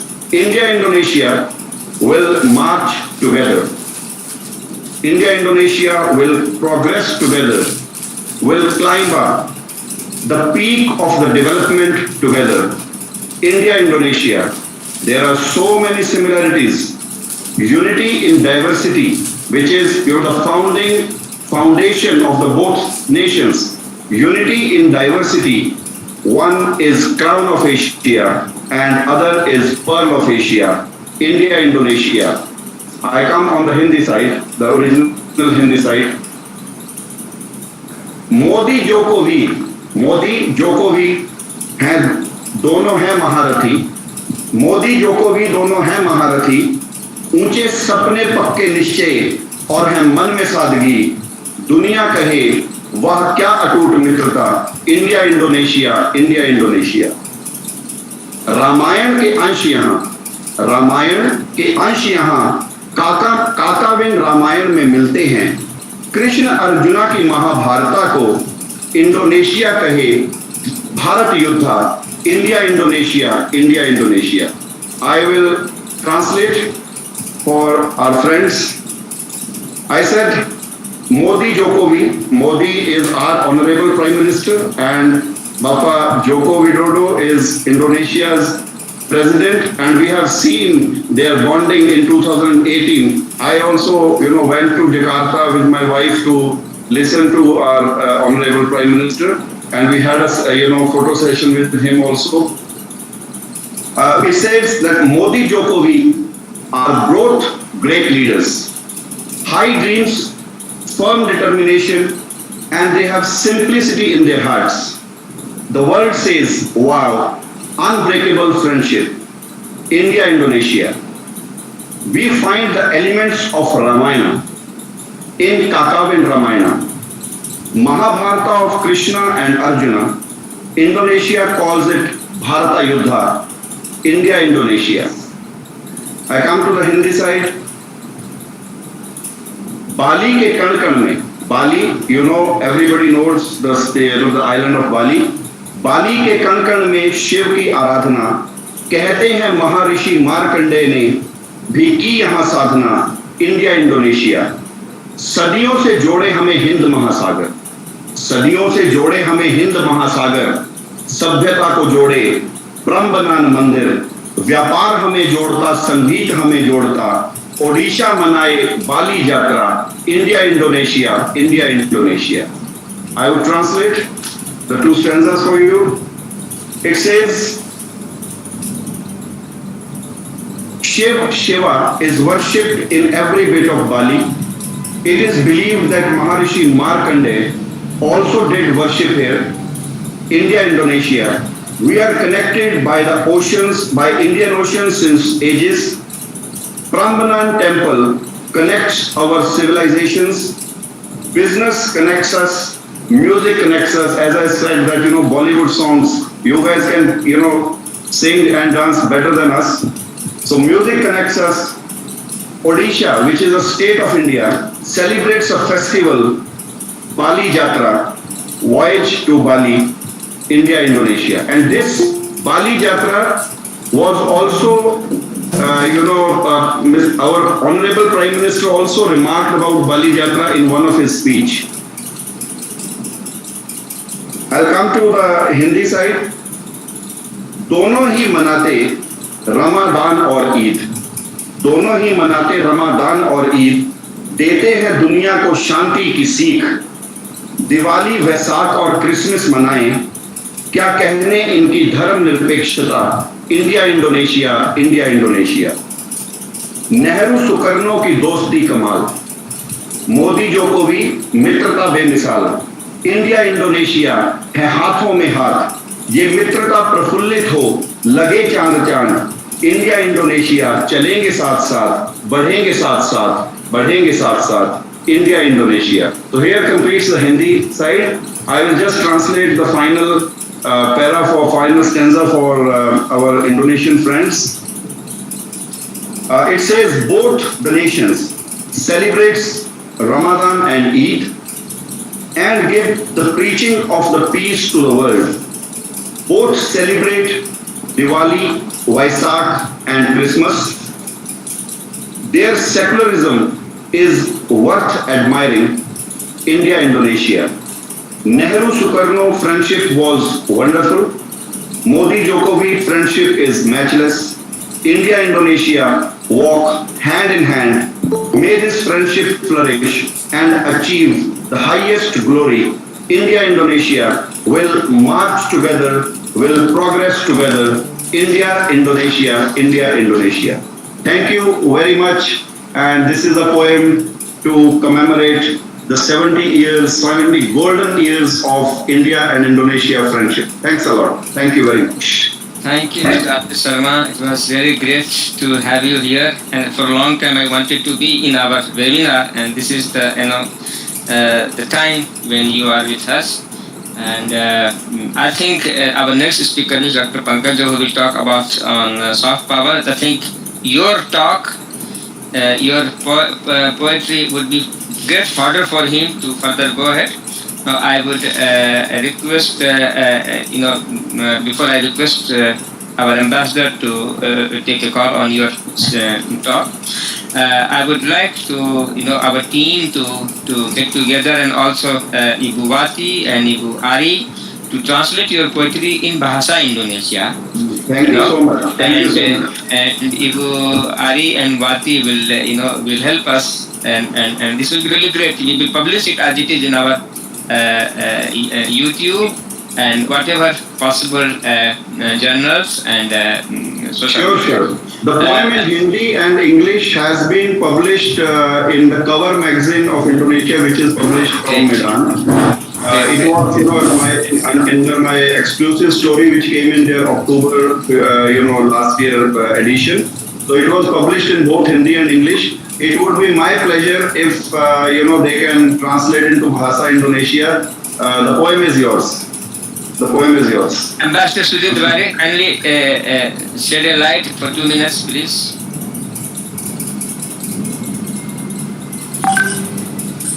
Is near my point. So congratulations, Mr. Sharma, on your poem.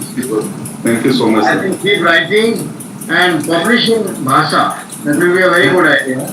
And I'm sure there are publishers in Jakarta who will be very happy to publish the poem. Right, sir. Thank you, sir. Thank you so much. Sarita, take the next call, please.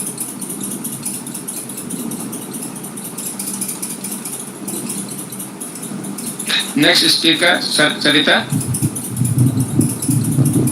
Thank you, sir. Our next speaker is Dr. Pankaj Jha.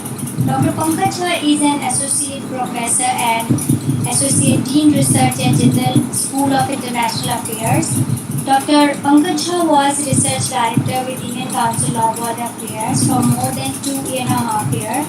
He had worked as deputy director with National Security Council Secretariat and was closely associated with national security apparatus in India. He has been member of high-level delegations to UK, Israel, and other countries. He has been the visiting fellow with Center for International Security Studies, Sydney University, and Institute for South Asian Studies, Singapore. He has also given lectures and participated in high-level dialogues in Germany, Belgium, China, and New Zealand, and Australia. He has more than 80 articles and academic papers in both referred and non-referred journals. He is regularly quoted in international newspapers, magazines such as Nikkei Asian Review, South China Morning Post, Bangkok Post, Gulf News, and International Business Times. He has authored 2 books on India and China in Southeast Asia, Competition or Cooperation in 2013, and India and the Ocean, Exploring the Stars of Cooperation 2016. Now I would like our speaker to speak further. Dr. Pankaj, please.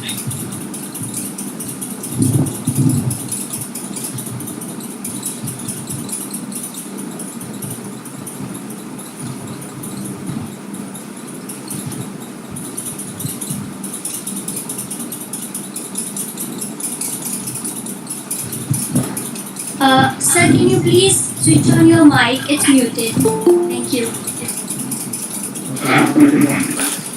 Thank you, Sarita. Thank you, Professor Gautam Jha and Ambassador Sudhir. Very nice to see you back, hale and hearty during this COVID times. The topic which was given to me was India, Indonesia, culture and soft power and this civilizational synergy that we are really witnessing. The thing is that when we talk about culture, it's a very embedded thing in a people's society, and how they look into this narrative related to history, related to culture. When you look into this any aspect related to civil society, governance and administration, however, these similarities exist words and motives and as well as dance forms. We can, what vibrant expressions of cultural synergies have been registered in the memory as well as the history of the two countries. Here mention of a Bali Yatra was also narrated by Ambassador Sudhir Devre now. It still shows that emphasizing the fact that it was seen as a unique connect between the two civilizations and coastal communities and had religious significance itself.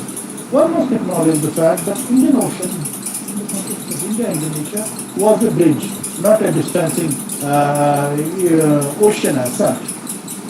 In Indonesia, this appearance of the Indonesian kings, and they adopted this potential title of Raja, which signifies the use of such, and which was in a way drawing its inspiration from that the Raja, the king, is the divine representative of God itself as such. When you look into this early centuries of the current era and the process of the Indian influence and the adoption of Indian titles and adherence to Indian faith, much credit has been given to the Indian faith.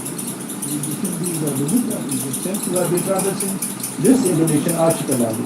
In fact, according to local conversion Sorry to disturb you, sir, in between, but can you please come near to your mic?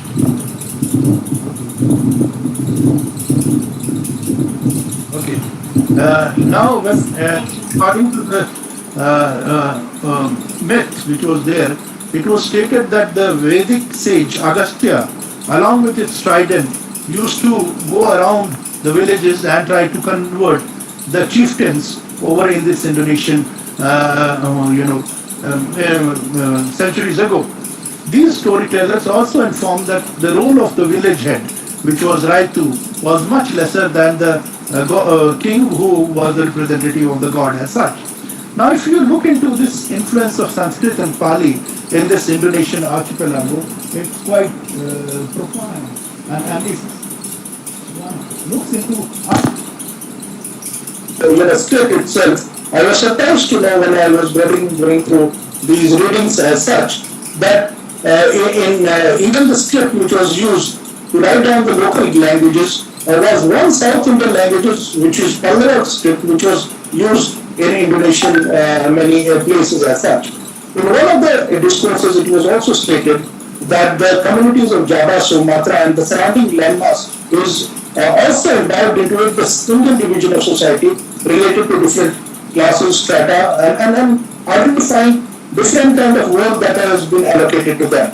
And in fact, if you look into it, this unique influence has been also in the form of using Sanskrit as a motif or a representational thing, which was found in Kutai in eastern Borneo, and also there was a king who was known as Vrindavarman who bestowed gifts to his community as a gift of gratitude to show that look, you have really done good work and I really look into your work in a very significant way.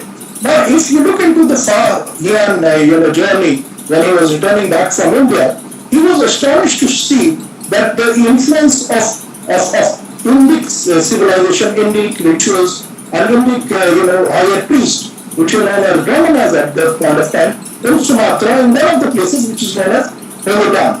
Now, this China is also heard when the Farian returned back to China. They heard of this place and they were quite astonished that Buddhism has been spread to that region per se as such. And they renamed this place in the reference as Holing, which is a corruption of the word which is Kalinga and maybe Aran. Now, if you look into further down the line in 1779 AD itself, this son of the Sanjaya king, who was known as Penam Karna, he erected different kind of slabs with strips of Sanskrit, and Shanandra dynasty in Indonesia assumed that Sanskrit was the ornament of its own dynasty. So also you look into it, within Indonesia, what has happened? The fusion of Hinduism, Buddhism and the syncretic Islam has been so flawless that you find different types of religious artifacts and motives and structures which have a fusion of Hindu tradition, Buddhist ritual, representations, and they are seamlessly there, be it the case of Borobudur or for that matter, Permanente and others. Now, also, if you look into it, this fusion of syncretic Islam, which is quite interesting, that a person who does a Ramadan fast and in the till the evening, and then after breaking his fast, he goes on to play the different characters of Ravana, which is unseen, unheard of in any society per se as such, because they are seen as representing two different religions per se as such. But this within Indonesia is seen in the larger picture also. If you look into it also, this cultural aspect of it, which has been talked about in the case of Mahabharata and the depiction of Ramayana, and also the serials which have been really broadcast in different places, it clearly shows how this interconnectedness still survives and still is being celebrated across this whole archipelago. And in fact, if you look into it, the discourses related to it, you will find the utility and the what is called castigating of demons, the praise of the gods, the use of words like Samudra, the Meru, and the invocation of important deities in daily life shows the value of environment, mother nature, and the sustainable existence of the human life with nature. Also, you look into how this text itself, it reflects. If you look into the narratives within the Indonesian society, within the Indian society, you look into it, the lessons of the life drawn from different religious texts also reflects in the daily life of the people. The use of the civil society, the dialogue and discussions. In fact, if you look and go back to Kautilya Arthashastra itself, where 15 Adhikarnas, till 9th chapter it is more about governance, civil society, but from 19 to 50 it is more about war making, war fighting, being the just ruler, how to really wage war, when you are surrounded by water or you want to really protect your things. In fact, this kind of if you look into it from a very close quarters, you will find that when you look into the white papers of Indonesia per se, and also look into what exactly are they really trying to pronounce with regard to their sovereignty principles, and also accepting themselves as a critical player in the current global politics, you will find there are certain manifestations which has been taken from certain Kautilya's understanding on these war making and protecting the state per se as such. This kind of dynamism and vibrancy within the Indonesian cultures also shows this different adaptation to dance forms, anthropological roots, and historical legacy. And this also brings India and Indonesia within the same cultural wavelength, which brings about more exchanges, more dynamism. And in fact, I was really surprised when I visited Indonesia three times, that this vibrancy and the wavelength which is existing between the two different societies permeates into the people itself, which clearly means that if in future you want to really reinvent the wheel, maybe the peoples will be the first people who will be really narrating it from their point of view. And that is very core crux of the links between India and Indonesia, as already the whole seminar also talks about the lines, cultural lines, how it has been really thought about, how it has been narrated. But coming back to the last point which I really want to narrate, and then I will conclude with the Siddharth itself. You look into this impressions between India and Indonesia, particularly in two different forms, which has been really talked about. One is when with regard to royal consecration, which means destroying the king, this powers to be the king as such, and also feudal rights. Now these have certain similarities which are existing even in Indonesian society till date itself. And also, how do you look into how to bring about these synergies with regard to this India-Indonesia culture, and what could be really done in this regard? I believe that there is a need to really reinvent the wheel once again, reinvent this Bali Yatra once again, reinvent this in a proper, now technology is taking a good shape with regard to depicting these cultural events and also narrating in the best way. I believe that there is a need between both India and Indonesia to work out a complete film which makes the narrative much more interesting to the kids, and also for those who wants to know more about the civilizational links between the two.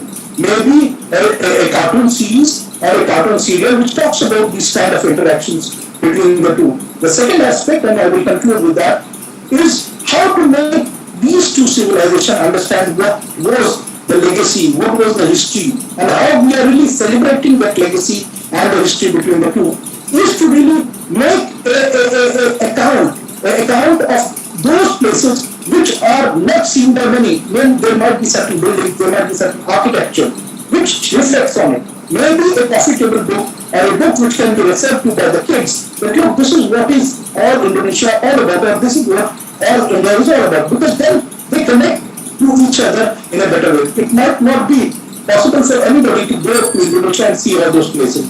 So I think that will be a critical contribution through this webinar and how we go over it in the larger scheme of things in future. Thank you very much. Thank you, Dr. Pankaj. I would like to tell my audience that Dr. Pankaj is my senior, and we have passed from the same center, and it's really great to have him here today. And especially, he is very good in formulating the soft power. So that was the basic reason to invite him. And he has, talked about the different angles of soft power between the two countries. How he has said that the Pallava script, in fact, Pallava script has influenced most of the script of Southeast Asia, and especially if you see the script of Thai script, Tagalog script, Javanese script, Balinese script, which is, seems that it has been very deeply influenced. So going forward, I request His Excellency Ambassador to give comments for 2 minutes on Dr. Pankaj's views. You have to switch on your mic, sir.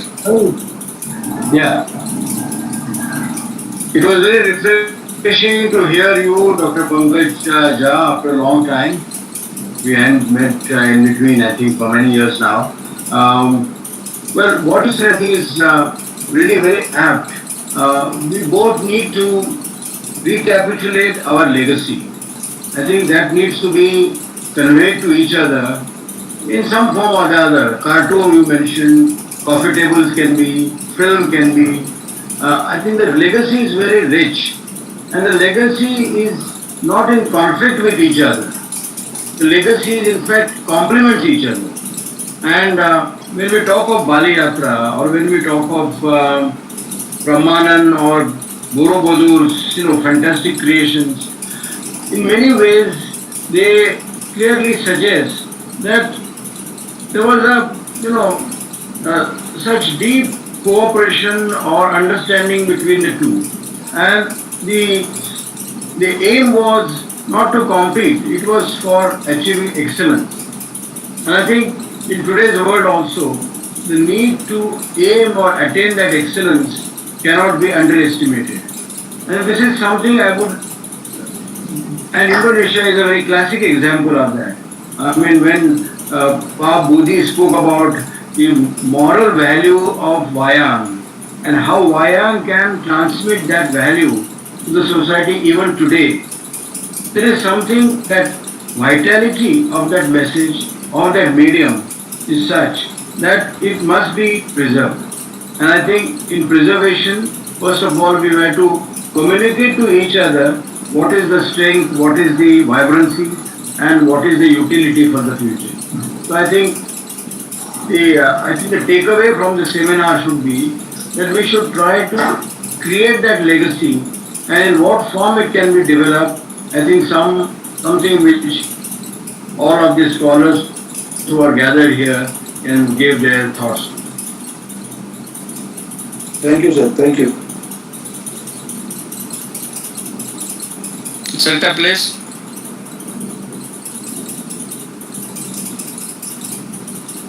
You have switched off your mic. Our next speaker is Miss Swati, and I would like to call Akshat to introduce her. Akshat, are you there? Yeah. Yes. Thank you. Wati Stanti is born on 10th April 1985. She is Indonesian language teacher at Samaran State University, Samaran, Central Java in Indonesia. She is a special teacher in Indonesia language for foreign students. Her hobbies is writing the poetry, singing and reading the poem. Her favorite color is purple. She has experience to teach in other countries like Thailand, Morocco, Malaysia, Vietnam, Australia, China, India, and Sri Lanka. She has liked Indian culture, especially Indian songs. Thank you. Thank you. Over to you. Thank you. Wati, just one sec before you speak. Ibu Wati has been one of the great cultural ambassadors between the two countries. She loves in Indian culture and tradition like anything. She has, she wears all Indian ornaments, Indian dresses, and that is really great, inspiring for us. And she has been teacher of Pipa in JNU and also in the embassy. So I think both these countries, particularly from our side, we should encourage this kind of person, who basically do the groundwork. They do not need any extra encouragement or anything, and they are just doing their excellent work. I'm thankful that Ibu Bati is with us today. Ibu Bati, please. Sure. I will to share first. Namaste. आप सब कैसे हैं? Special Mr. Gautam Jha, and then Mr. Sudhir Dubare, Mr. Ashish Sharma, Dr. Pankaj, and also my panelists, my friend Pak Arif, Pak Fundaru, Ibu Ari, Pak Nur Rahman, Pak Nur Rahmat, Pak Budi, and also so many colleagues, my friend from Indonesia, also from India, of course. Okay, actually, I will just want to give information if in Indonesia and India is very close, and now special, I will to share about the comparison of Hindi language and also Bahasa Indonesia. My PPT can see for you, sir? Yes. You can see my, Sarita? Yes, My PPT yes. already? Yes, already there. Sure. Yeah, and before I start, I will to say Happy Independence Day from VR, from Indonesian friend. And now very special day because the international webinar, but also Independence Day for India. Okay, so for the first, actually, India and Indonesia is very close. Actually, Independence Day, we are is very near. India is 15 August 1945 and Indonesia is 17 August 1945. India 1947. And then the name of India and Indonesia. When we can once, we can say. And then also currency, rupiah in India, rupiah in Indonesia. Culture also about the story. Pak Arif Budi and so many friends already talking about the Mahabharata, about the Ramayana, and then the dance, similar song also, and then for the music instrument, I always remember when Pak Gautam play tabla and I sing Indian song. And then some vocabulary special in Sanskrit. And about the similar for song, actually, if you know the special movie, maybe 99, Amir Khan have the similar song, and in Indonesia it's similar but just different lyrics. So maybe I can sing a little in India. For is Tina Tina Tina Ka Kudu Tujuh Bajana Tina Tina Cumengi Gaye Dir Jomin Zamana. And then in Bahasa Indonesia we have also said Aku suka dia ma, aku sayang dia ma, kasih dan rinduku ini tentunya untuk si dia. This is with can know it. I don't know this is for pasta or no, but this is very similar. And so the second I found Osaiba also same. So this is similar for song. And then the second, in Indonesia song, we have the lyric and using the name of India, like Terajana, and then one of them is lyric.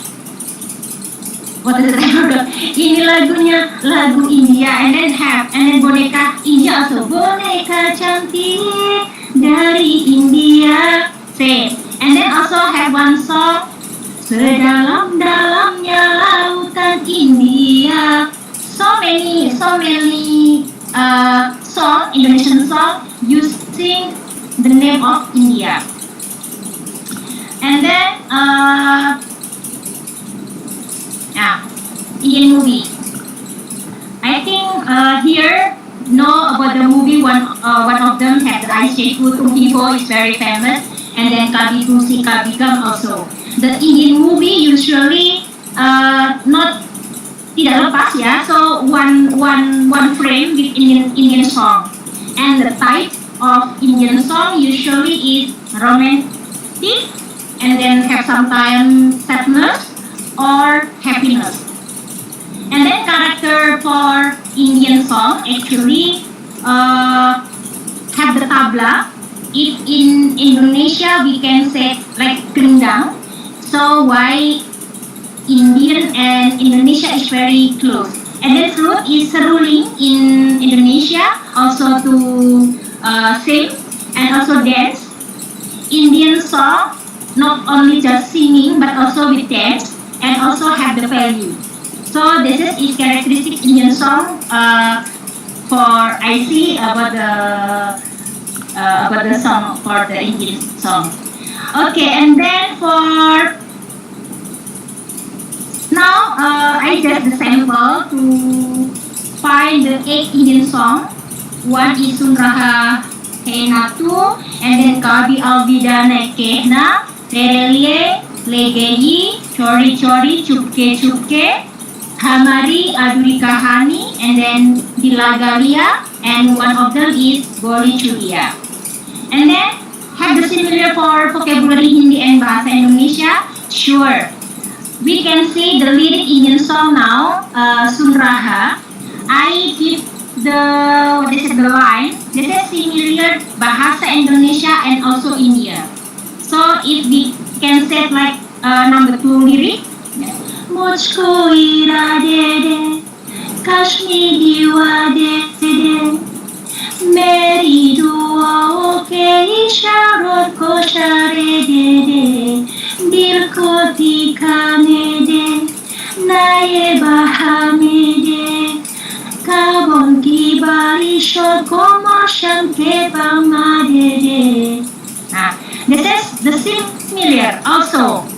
So one song I find is 5 the vocabulary bahasa Hindi and bahasa Indonesia. We can see Mausam. Mausam in bahasa Indonesia, if I see the translate is musik. And then amanat, also amanat we have waqt is waktu, and then dua is doa, ibadat is ibadah. And then the second song have to vocabulary similar is khabar with ha. In bahasa Indonesia just kabar.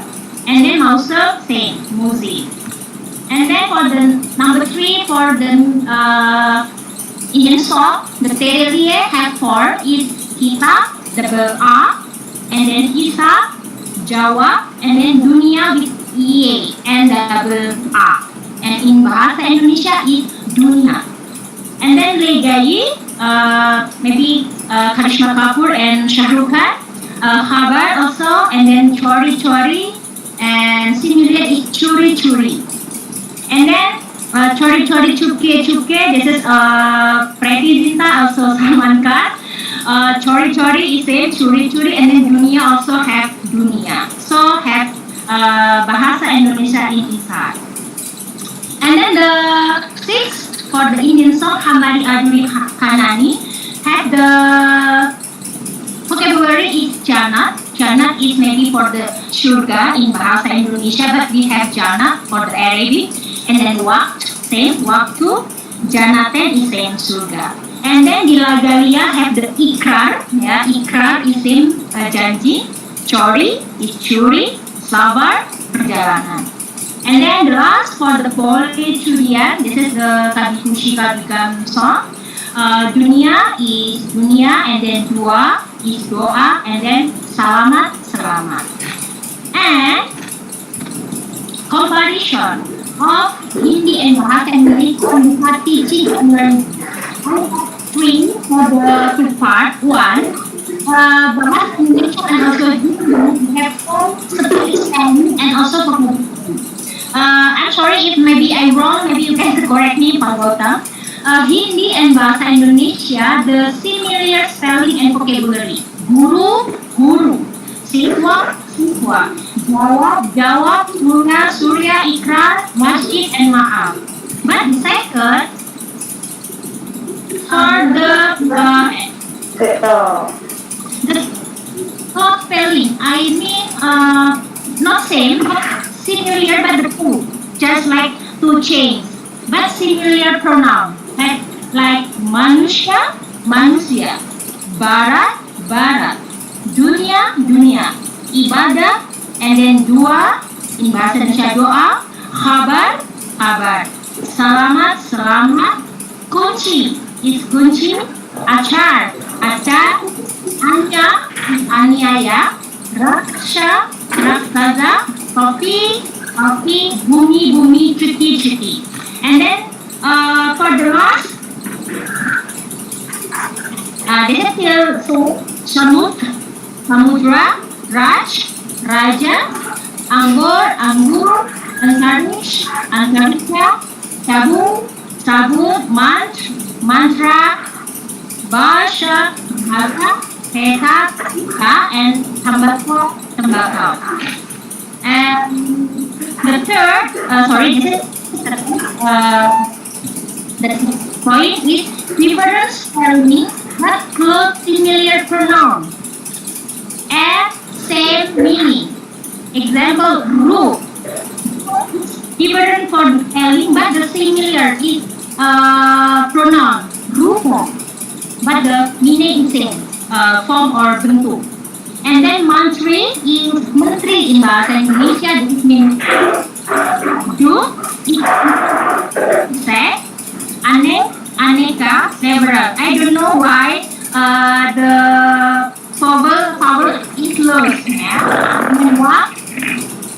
Ibu, you can conclude now. Biji, yeah. Ya, Ibu bisa conclude now. 1 minute. Okay. And then, sure, okay, Pak. And then for that, why I give information about the Bahasa Indonesia and Hindi similar. This is special for the PIPA teacher, also maybe PIPA student. One is to have teach special about the vocabulary. If we be a PIPA teacher and we know Hindi and Bahasa Indonesia close, maybe we can give method to how to teach Bahasa Indonesia is very fast.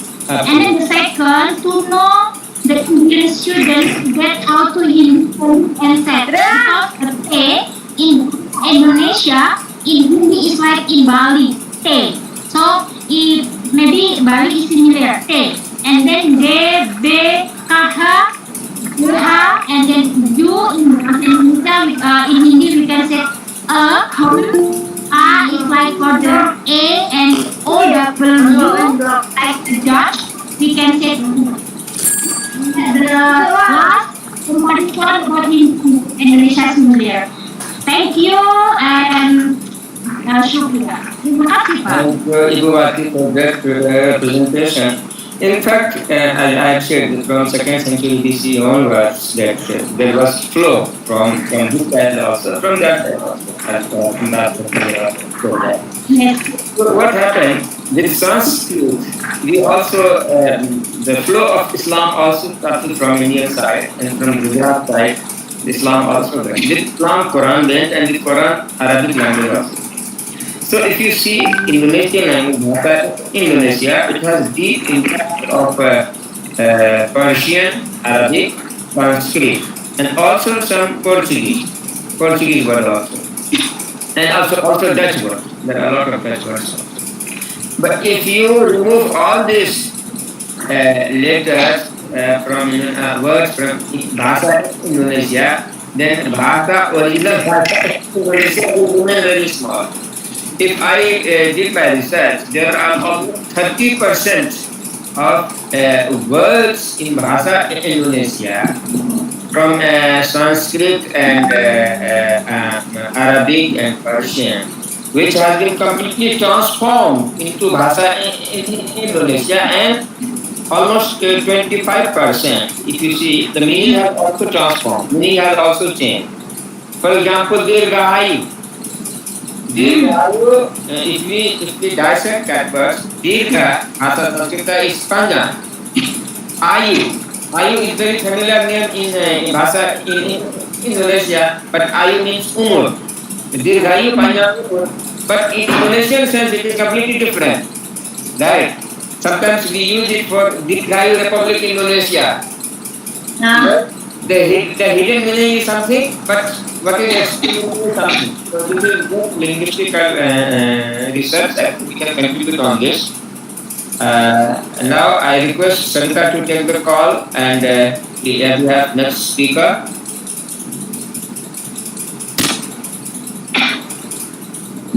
Thank you, sir.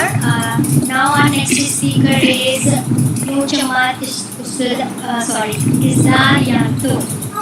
Am I right?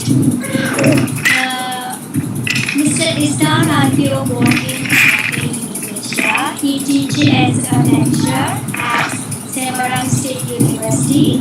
He also completed his graduation in SATA and joined as a PNS lecturer with the position of assistant expert and head of the laboratory. His area of teaching is philosophy, Panchala, moral education, civics.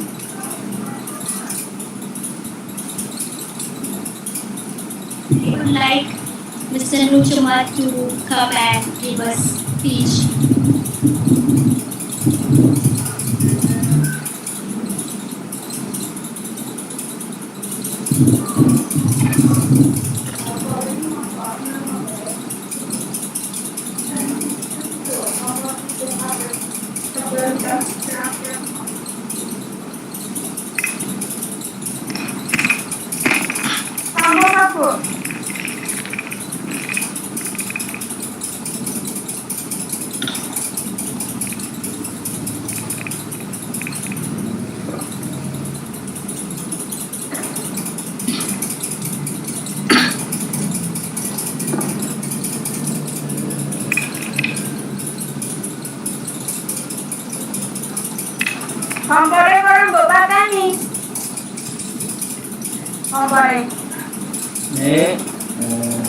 Mohon maaf, waktu sebentar untuk menampilkan PPT.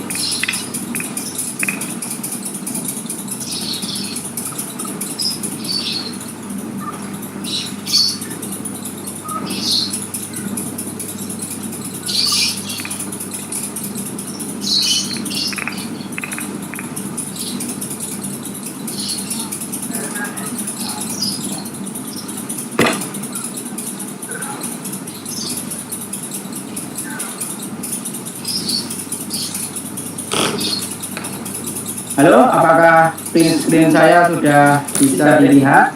Bisa, Pak. Pak Wati? Pak Wati? Ya, ya. Ya, Print screen-nya udah? belum nih? Oh, belum, bentar.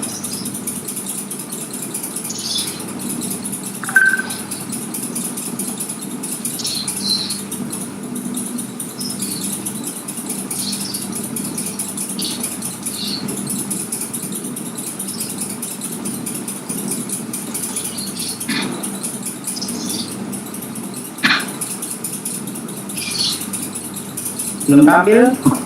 Sudah. Mawakan.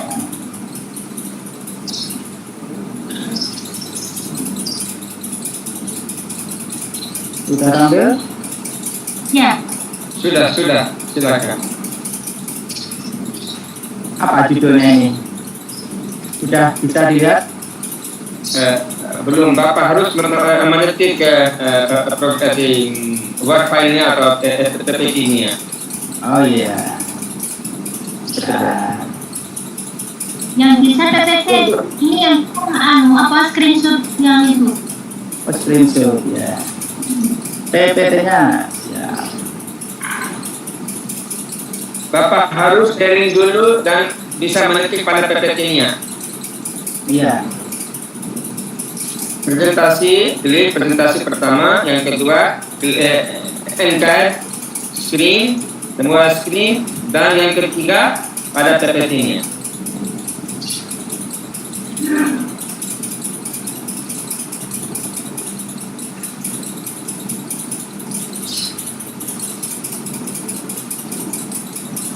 Ya, semua entire screen. Ya. Dan silakan klik pada PPT-nya.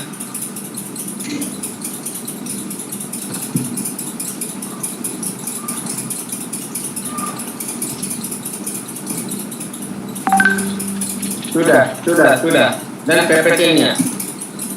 Bisa buka PPT-nya sekarang. Iya. Dan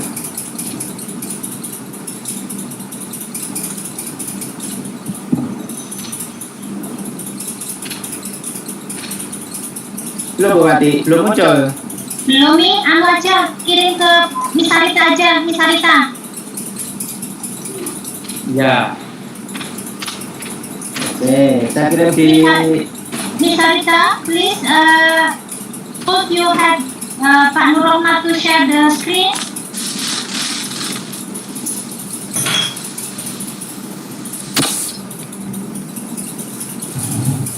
Halo, Misarita?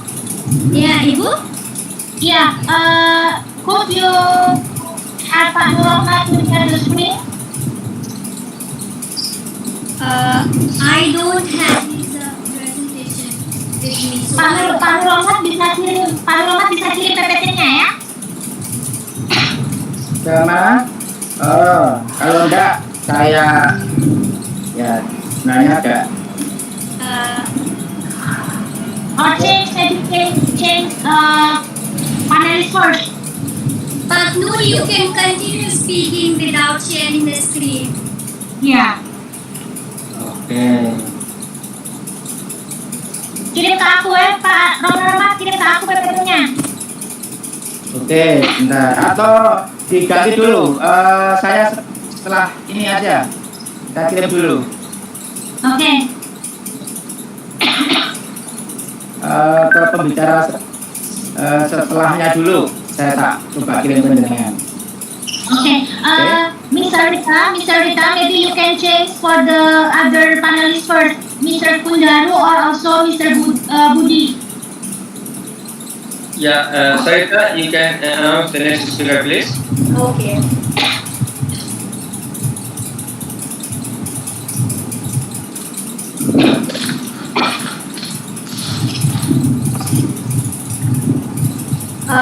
So as Park Noor is facing some issues while presenting his presentation, so we are moving towards the next speaker, and our next speaker is Dr. Kundaru Chandono. Dr. Kundaru Chandono. And I would like to read his bio. Dr. Kundaru Chandono is a lecturer in Indonesian language education at UNS, and he is also served as a head of the master in Japanese language and literature education. He studied at the Sebelas Marat University, Master of Education in Descriptive Linguistics of UNS, and Doctor of Education in Linguistics, Gadamada University.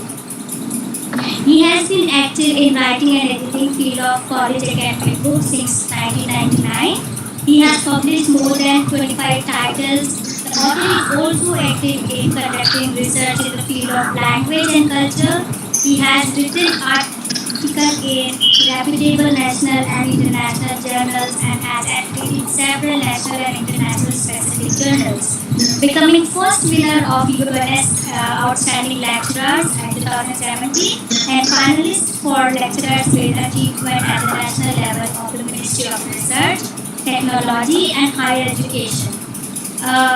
14 Indonesian young scientists from the Indonesian Academy of Science.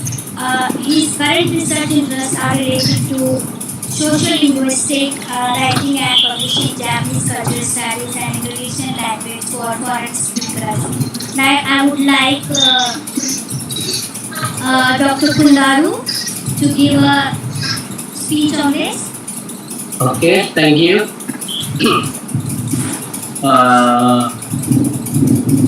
Good evening.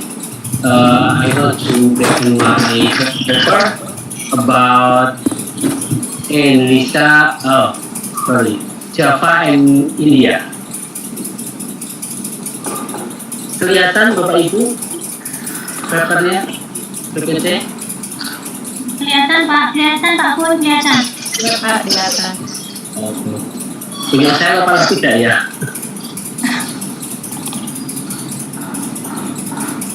Kelihatan Pak. Punya saya? Kelihatan tapi sudah di slide 11 Pak.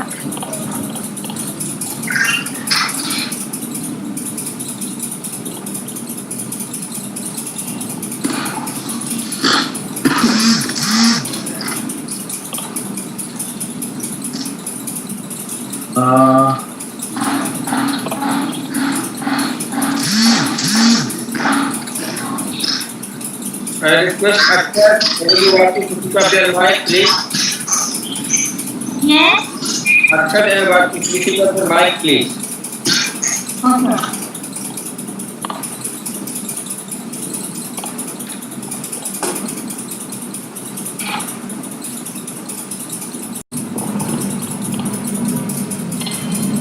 PPT saya tidak keluar, tidak bisa membaca. Oh, tidak bisa membaca. Oke.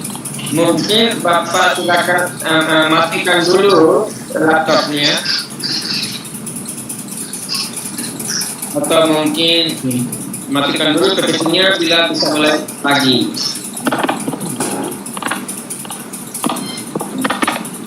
Atau Bapak menunggu sampai kita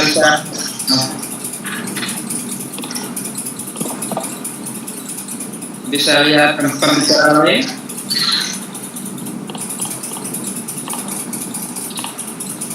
Sarita, could you take a call for the next speaker, please? We can invite him again after this. Okay, so I call Akshat to introduce our next speaker. Am I audible? Yes. Yeah. Our next speaker is I. Deva Bede Utama. Akshat? Yes. Yes. Not I, it is Please continue. Thank you. Deva Bede Utama is a lecturer at Ganesha University of Education. He resides in Bali, Indonesia. He is teaching Bahasa Indonesia to foreign speakers from last 40 years. He has done his graduation and masters in linguistics. He is also a doctoral fellow in Udayana University in Bali. His research is based on the e-learning of teaching Bahasa Indonesia. He taught Indonesian in Embassy of Republic of Indonesia in Delhi for 3 months in the last of 2018. On this webinar, he would like to present about Indonesian language learning technology for Indian speakers. Thank you. Over to you.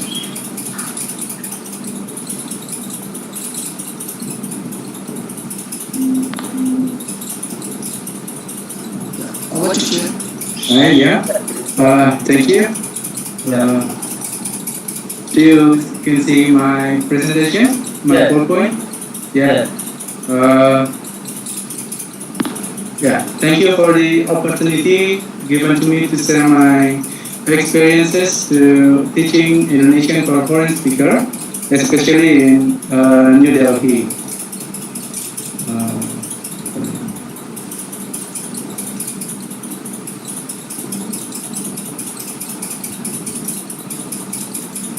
Uh, Maaf. Okay.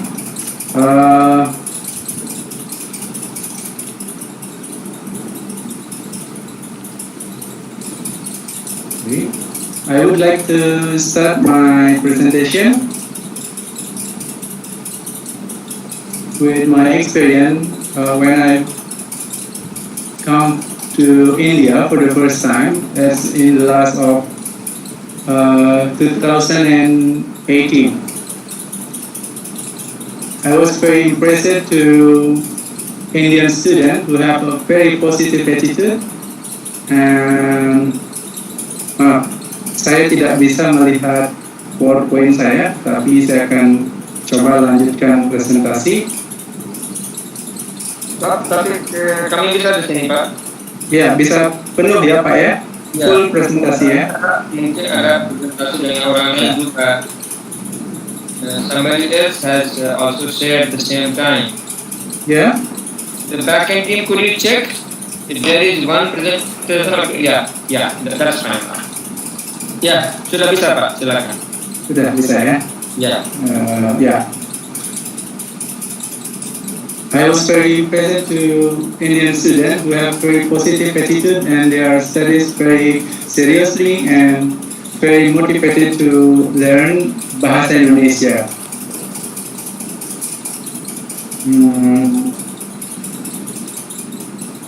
Yeah.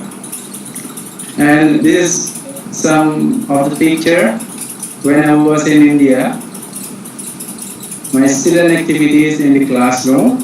They are very motivated learner and positive attitude, very friendly and enthusiastic. Yeah.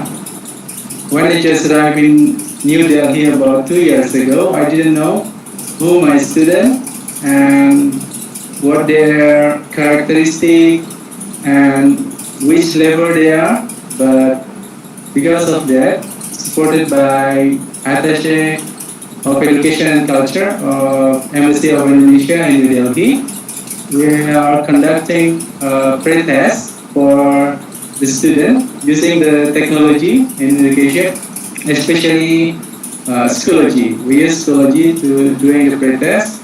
So in this presentation, I would like to share my experience about the use of technology in language learning and also culture integrated when we learn language. This is my Schoology account and the student test result. Yeah, I will show you picture about the student activities online. Yeah, and this is the result. And by this application, we can see the student scores, the average score, and highest or lowest score.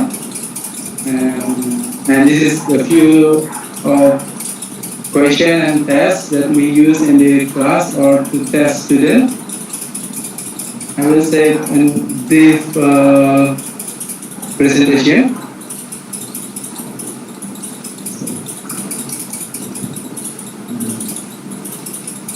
Yeah. As we know, there is just a review of my e-learning account. Maybe in previous discussion, we already discussed about the relationship between India and Indonesia, and also maybe we can conduct a relationship and partnership in language learning and teaching. And I think the answer is the technology, because in this hard time, technology, as today's media, technologies can connect us even we don't physically connected, but technology can make us connected And by technology, through technology, we can learn language and culture also. Then language through learning language through technology is very common today, but the culture aspect is not given enough attention in technology today. If we check on the YouTube how to learn Bahasa Indonesia or Hindi, for example, maybe we can so many YouTube channel or content materials about the language, but their that material is not systematically designed and especially designed to language learning. But we just can learn one aspect and that is not connected to the next video, for example, or the other material.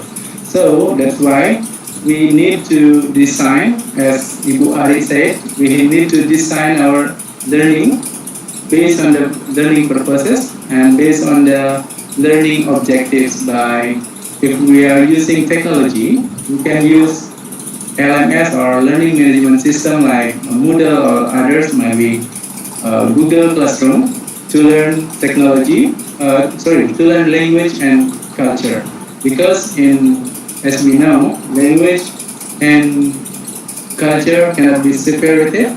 So when we learn a language, at the same time we have to learn culture. Yeah, and language and culture always connected. We have to, when we want to use a language, we have to know how to use language in the context. And in this presentation, context can be divided into two kind of context. Yeah, first is context of situation and context of culture. I just show you that this is the theoretical point of view, but we will not talk about that today in this presentation. And here I would like to show you an example in Indonesian language about how the culture connected to language. Yeah, for example, in Indonesian, if we want to introduce ourselves, we can say Hai, aku Budi, like Hai, aku Budi. And Hai is very common, and aku is pronoun for I, and Budi is my name. Then the focus here is pronoun aku. Yeah, the focus here is pronoun. Pronoun aku usually used in informal situation, and the participant has equal relationship. And if we compare to the next slide, for example, this is the picture. Perkenalkan, nama saya Budi. From this picture, we can know the context is very different. Yeah.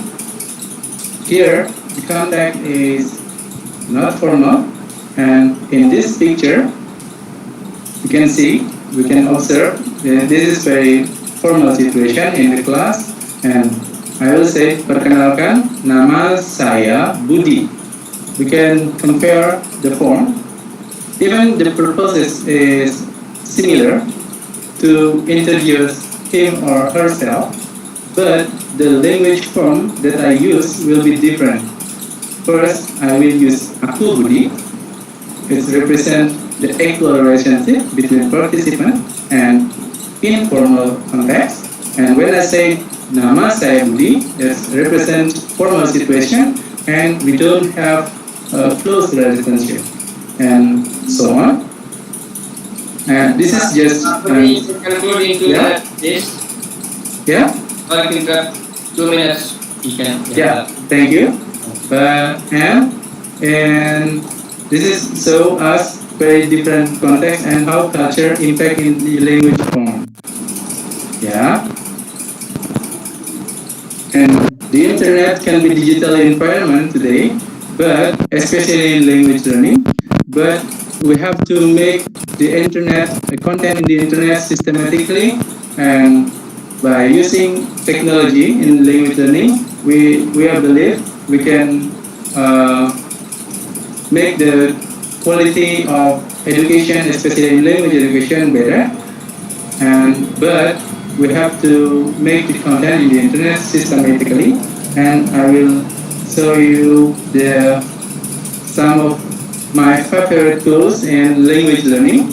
I will share about like psychology. We can do the quiz and or share content materials. And this is my other favorite tools. Edpuzzle. We can take the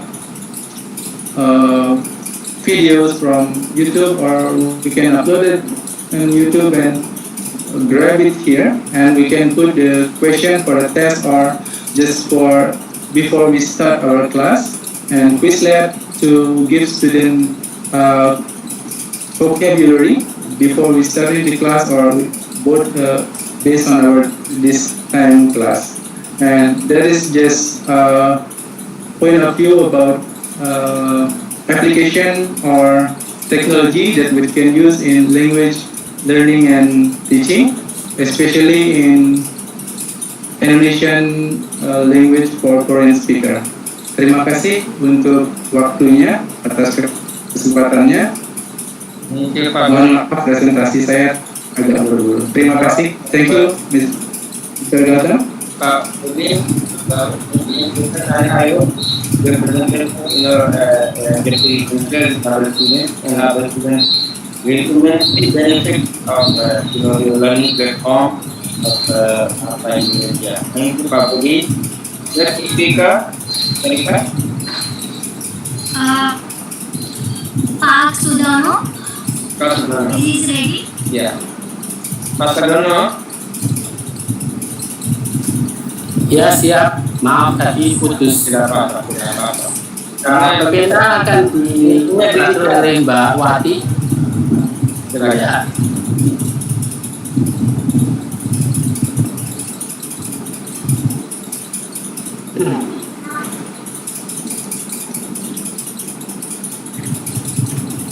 Okay, I want to present my paper about Java in India, culture perspective. Yeah, culture perspective di Palu nih. Okay, first time when I search in Google about Java in India, so the first time I see the Java motorcycle, and it's popular in India. So it's make me impressed. Wow, it's in Indonesia called moge, motor gede, big motorcycle, and it's very popular here. It makes me interest. Oh, so Java in India is very close culture. So I can see about transportation in Java, traditional like beca, delman, andong, and sepeda ontel. Was very popular right now in pandemic is sepeda ontel.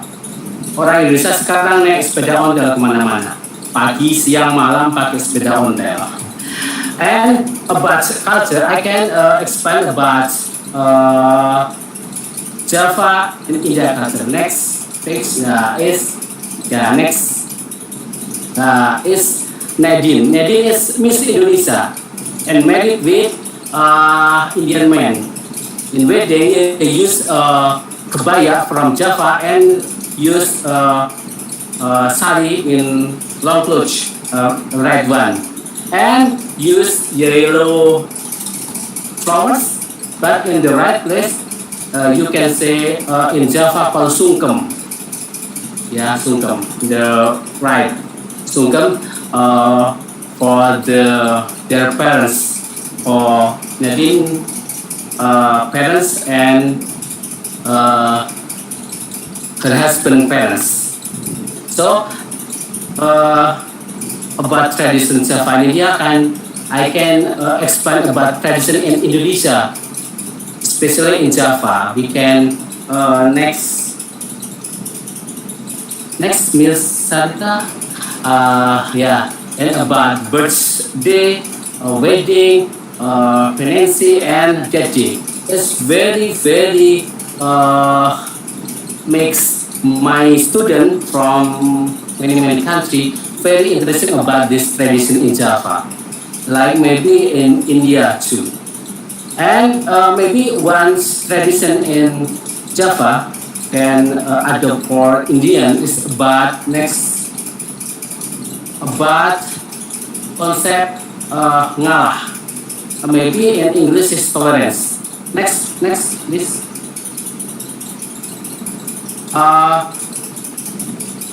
The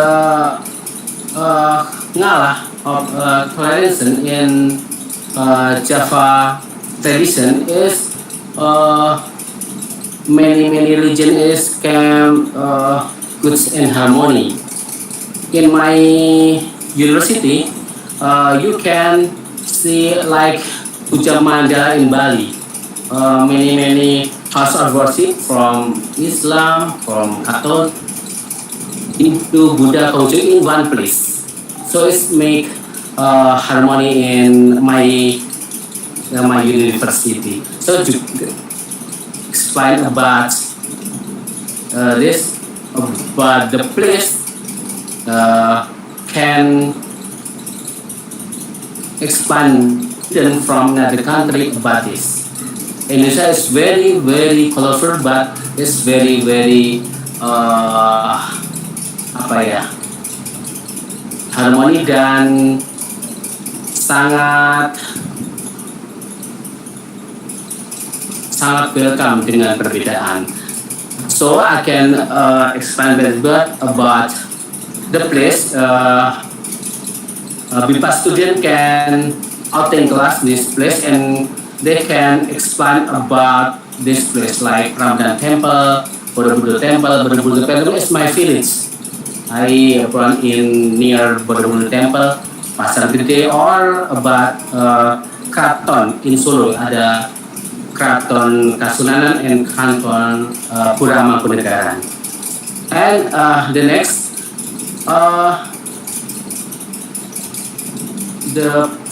my favorites about this place, I can juga explain about kuliner. Maybe Indian people pernah makan gudeg in from Jogja. Solo have nasi liwet, and you can see about next about kuliner in Java, especially in Java. You can the gudeg and jamu. I have experience about jamu. My student in BIPA class untuk minum jamu, I give brotawali. Jamu is very pahit ya, pahit, dan they biasa saja minum, dan itu membuat mereka senang drink special taste buat jamu. And the next, I want to expand about Rabindranath Tagore is Indian people gets Nobel in sastra, ya, with literature, and he said that Tari Jawa is a beautiful dance in the world. He said about this, and interest about Mahabharata and Ramayana in Java version is very maybe more interest with another version, and Javanese people is very friendly and very welcome from new people. I can explain next about this sermon from Rabbi Tagore, and I can explain about moment in I explain about Japanese culture. Next, I can explain about dance. In Japanese is very popular is tari gambyong. Tari gambyong is dance welcome dance, and another is wayang puppet. Wayang kulit is very popular. You can see the pengetahuan yang smart, and batik. Batik is very popular, and maybe Indian people they like batik, suka dengan batik. And in Solo you can see Solo Batik Carnival. This picture.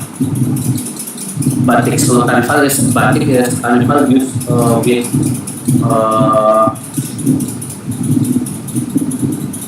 dengan tari-tarian dan sebagainya. And the last one I can explain about the relation between Indonesia and India. I have a picture. Next one, Soekarno and Jawaharlal Nehru, ya. And I could once sentence from Soekarno bahwa negara dan rakyat Anda terkait hubungan darah dan budaya di awal sejarah. Kata India, pastilah bagian dari kehidupan kami karena 3 huruf awalnya juga menjadi nama yang kami pilih untuk bumi pertiwi dan ras kami. The same like Mbak Wati explained about India and Indonesia. Maybe it is my presentation. Thank you very much. Thank you, Pak Sadarno, for a good presentation. And thank you. Miss Sarita? Sarita, can you take call for the last speaker, please? Next speaker is Pak Nur, but I don't have his PPT with me. If Ibu Wati can present his screen.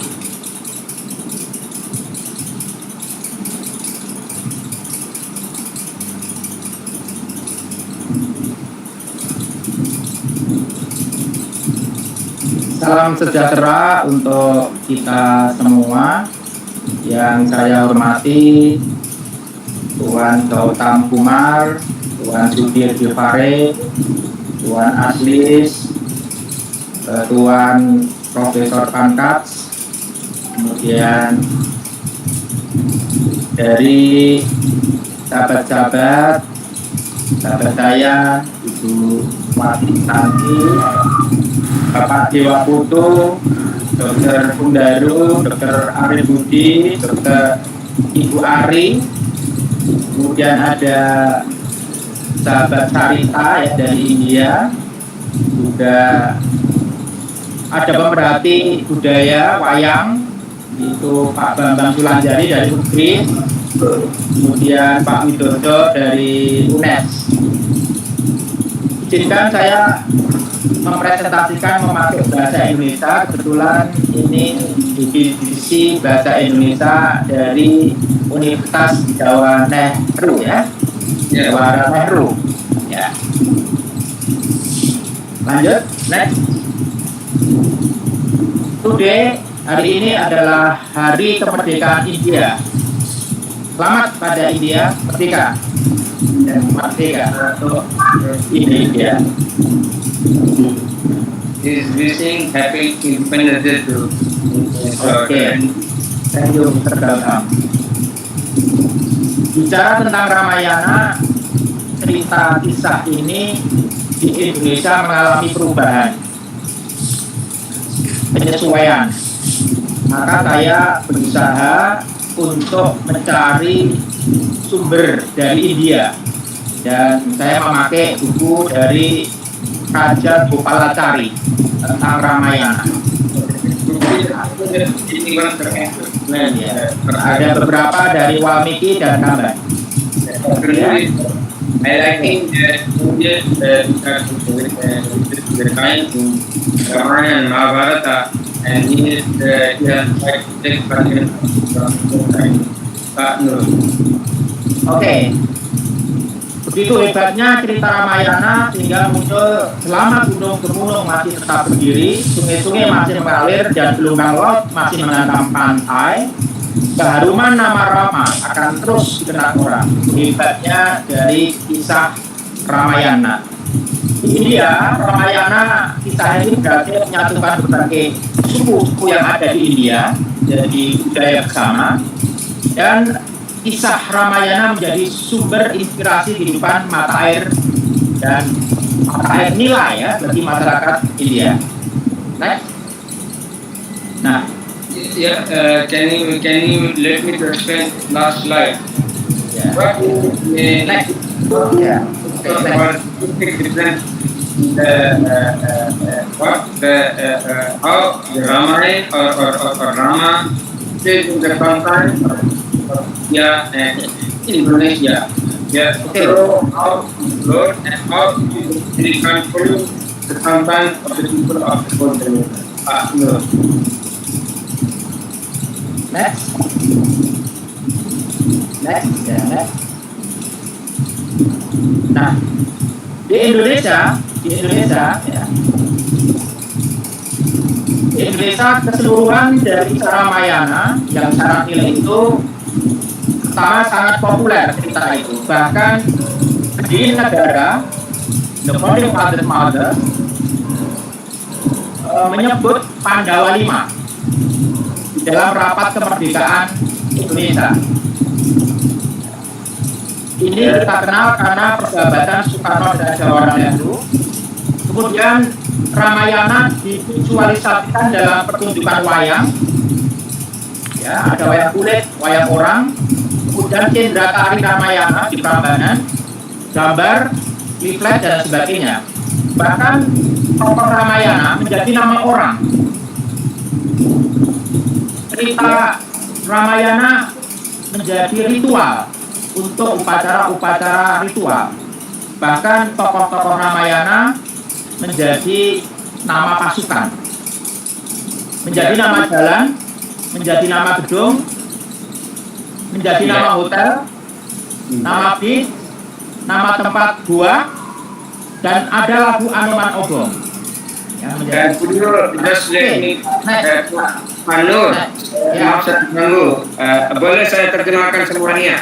Boleh. Perhatian ada di India.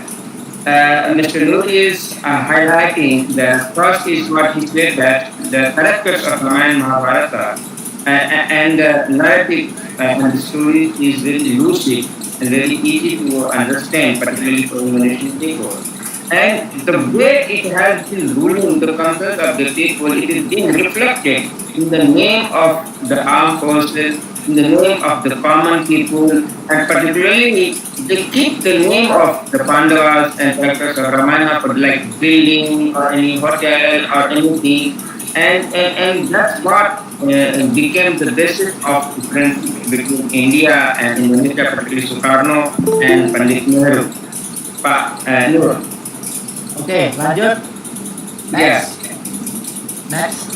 Ketertarikan saya kepada cerita Ramayana, pertama isi ceritanya mudah ketika diterima oleh anak-anak dan sampai orang dewasa, namun syarat akan nilai. Yang kedua, of the story is very easy to be understood.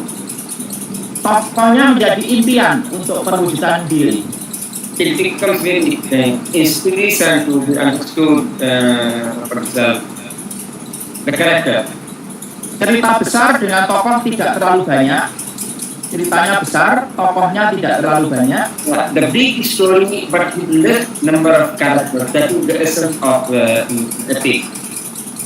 Ada pangeran, ada raja, ada permaisuri, selir, panglima, prajurit, commander and the army, jelata, rakyat jelata.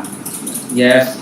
Kemudian alamnya ada gunung, ada laut, ada sungai, ada rumah, ada istana, ada benteng, ada alas rumput. Yes. Kemudian binatangnya kita kenal ada jatayu, ada garuda, ada kijang.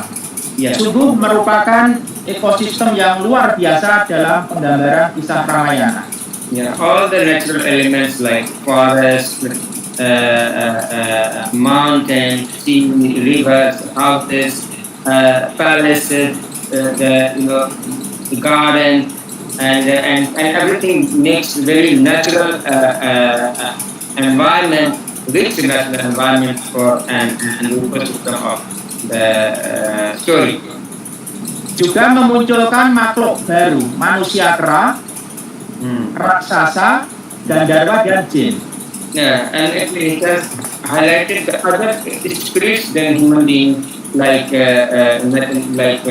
monkey and rakshasa, monsters, and gandharva. Gandharva is other kind of elements in the Mahabharata or Hindu mythology. And jinn is also other spirit which is taken, which is first come from Arab world, but it is very familiar in India also. Cerita Ramayana memiliki karakter yang kuat dalam setiap penokohan serta perannya dalam fungsi kehidupan masyarakat. The characters are very strong in the Ramayana, which plays very important inside our society, in the people, among our people. The strong characters of Ramayana, Mahabharata. Yeah. Next.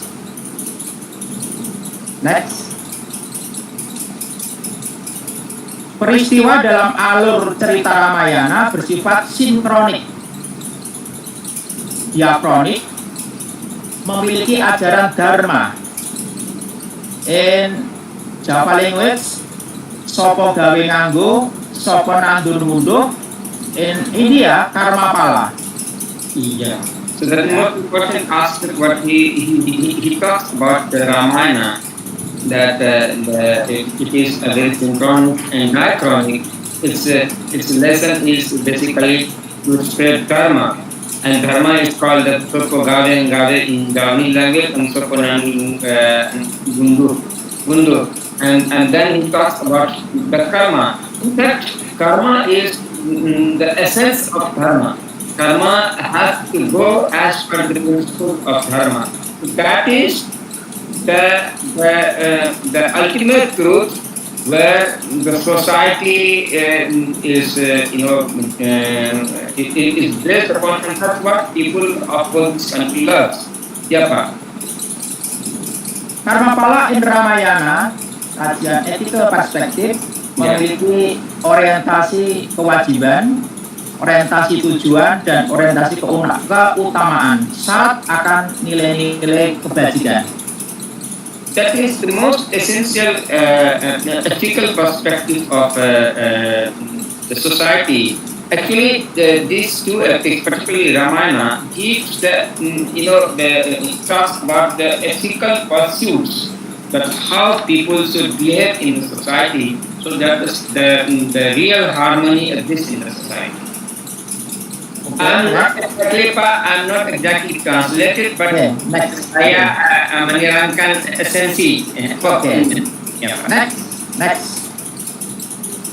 Keseluruhan cerita Ramayana terbagi dalam 7 kanda atau 7 kisah subbab yang di dalam buku Raja Gopalacari itu ada kisah-kisah yang sangat banyak sekali. Ini kisahnya. Next. He has compared Sri Gopalacari's work with his work in 7 chapters. Karma pala diartikan buah tindakan, hukum yang mengatur semua tindakan dan akibat yang tak terelakkan pada orang yang melakukannya.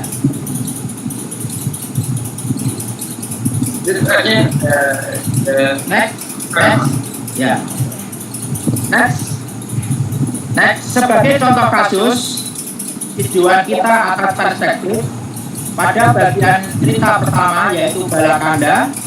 Raja Dasarata memiliki istri Kausalya, tidak memiliki anak.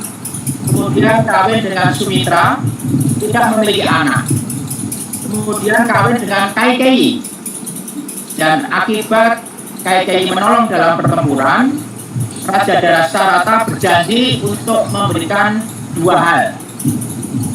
Yeah, the first story of King Dasarata who marries first Australia, then again married this Putra. He gets to have and to marry Kaikei, and during Alpha, Kaikei gets good from Dasarata, what the marriage is part of the job. Di dalam diakronik, di dalam dimensi yang lain sedang terjadi kejahatan Rahwana yang para dewa menghadap Dewa Wisnu untuk menghancurkan sang Rahwana, dan Wisnu menyanggupi dengan menjelma menjadi Rama sebagai putra Kausalya, Lesmana dan Satruguna putra Sumitra, dan Bharata yaitu putra Kaikei. Akhirnya sang Raja Dasarata memiliki 4 putra. Now, there is the story that how Ravana comes to the picture, and all the saints go to the God Vishnu and praise him. And Vishnu is reincarnated in the form of four children of Dasarata. Yes. Namun istri muda Kaikei, Pak Nur, ya. cepat waktu singkat. Oke. Dalam 1 menit. Oke, ya. Karena Kaikei dia dijanjikan oleh Raja Dasarata agar putranya menjadi raja, maka dia meminta kepada Dasarata agar anaknya menjadi raja. Yeah, the same story. They want a son to be the king. Nah, ini menjadi dasar bagi poligami. Silakan nanti untuk didiskusikan ya. Ya. Next. You have the technical of polygamy in Indonesia.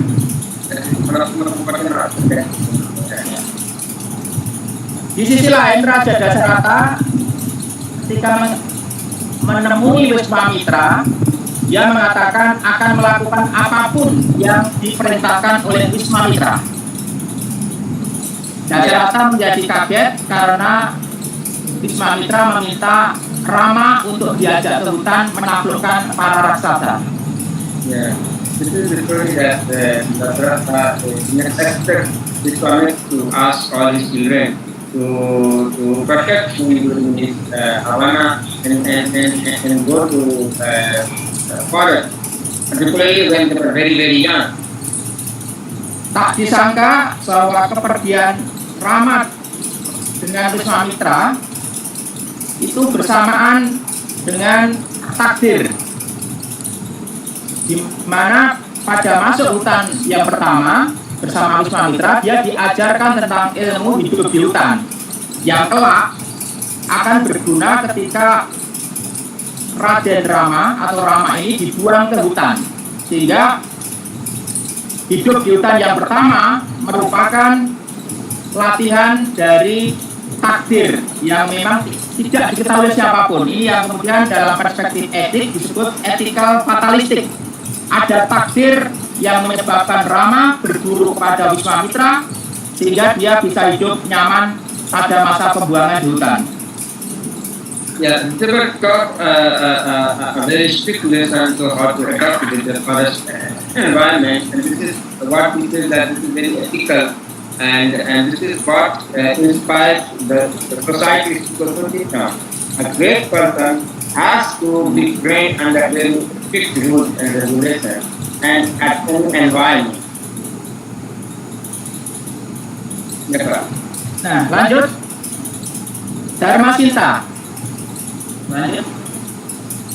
Sinta ini bertanya, apakah aku salah jika raksasa jahat menculik dan menawanku? Di sini Sinta tidak memiliki perbuatan-perbuatan jahat sebelumnya, namun dia mendapatkan akibat. Dan inilah yang dikenal dengan nama takdir.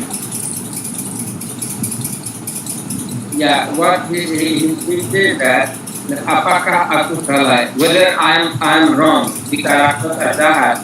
If a cruel raksasa demon kidnap me, menawanku, the word is, this is what he said that this is the fate, and fate is also very important part of the narrative in India and Indonesia. And it also gives a very important solace and comfort to the human psyche. They have to reconcile themselves. That this is the fate. Next. Yeah. Next. Jatayu. Sebab ia mencegat Rahwana yang menculik Sinta, ia bertarung melawan Rahwana dan ia gugur. Karma pala ini menyebabkan seseorang gugur. Ini kemudian dikenang sebagai pahlawan. Jadi para pahlawan ini sudah disyaratkan dalam cerita Ramayana, yaitu pilihan-pilihan moral.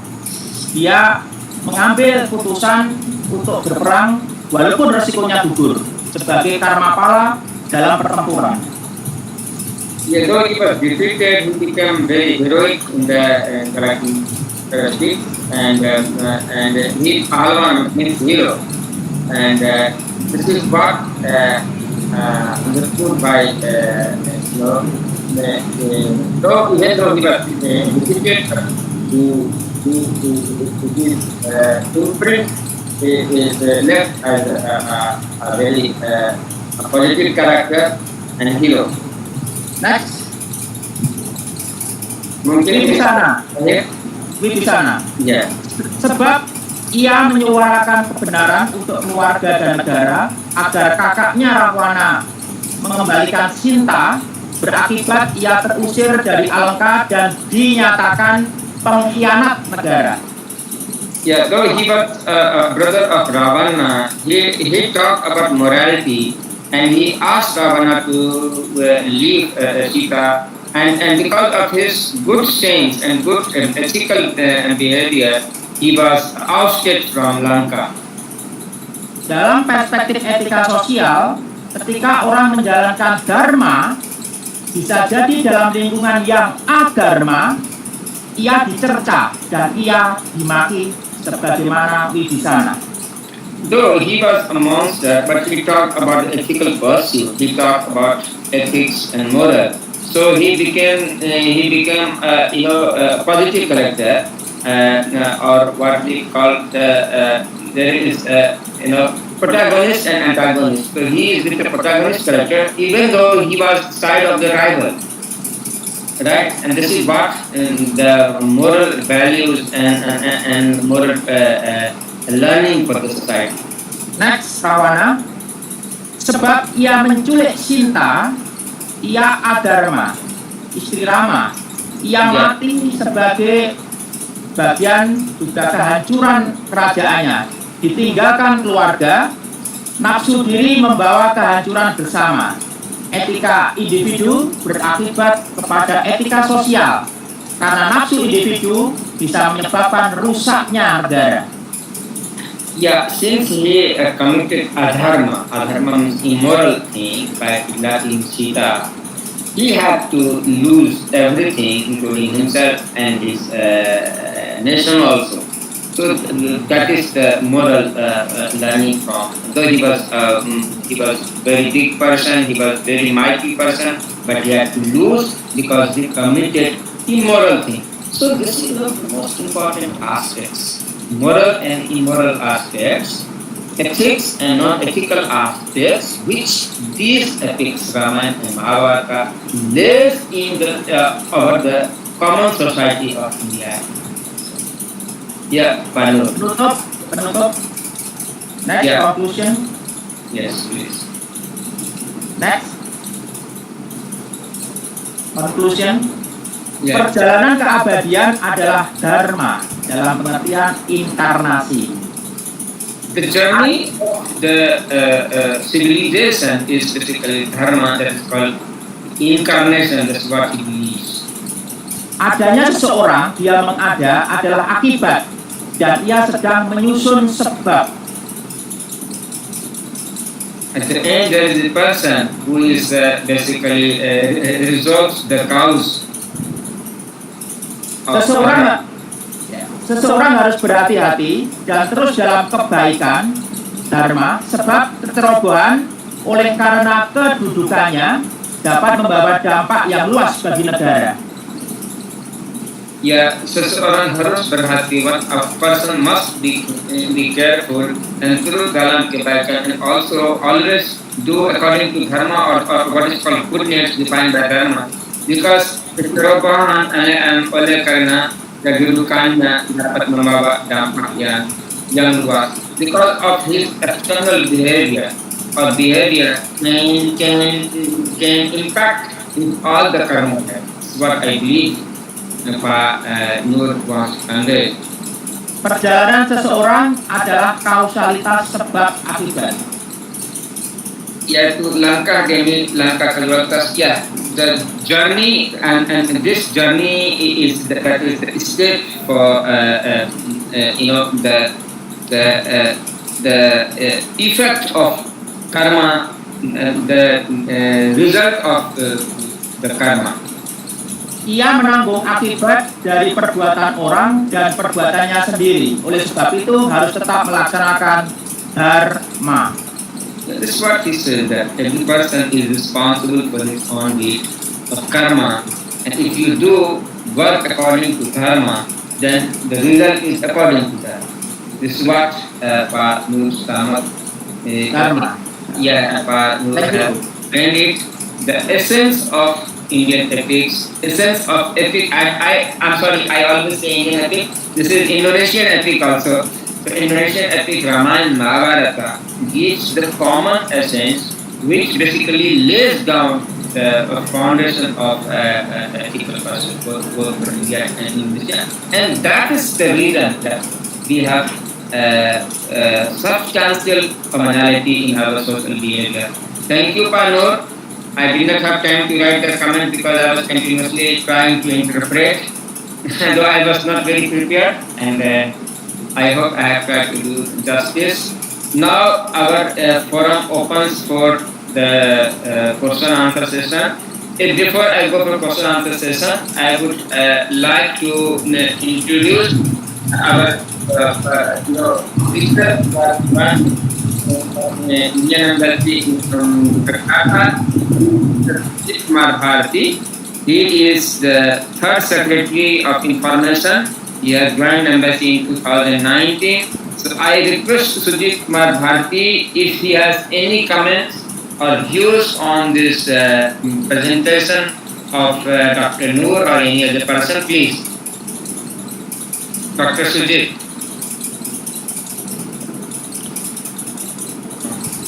So please unmute your mic. Oh.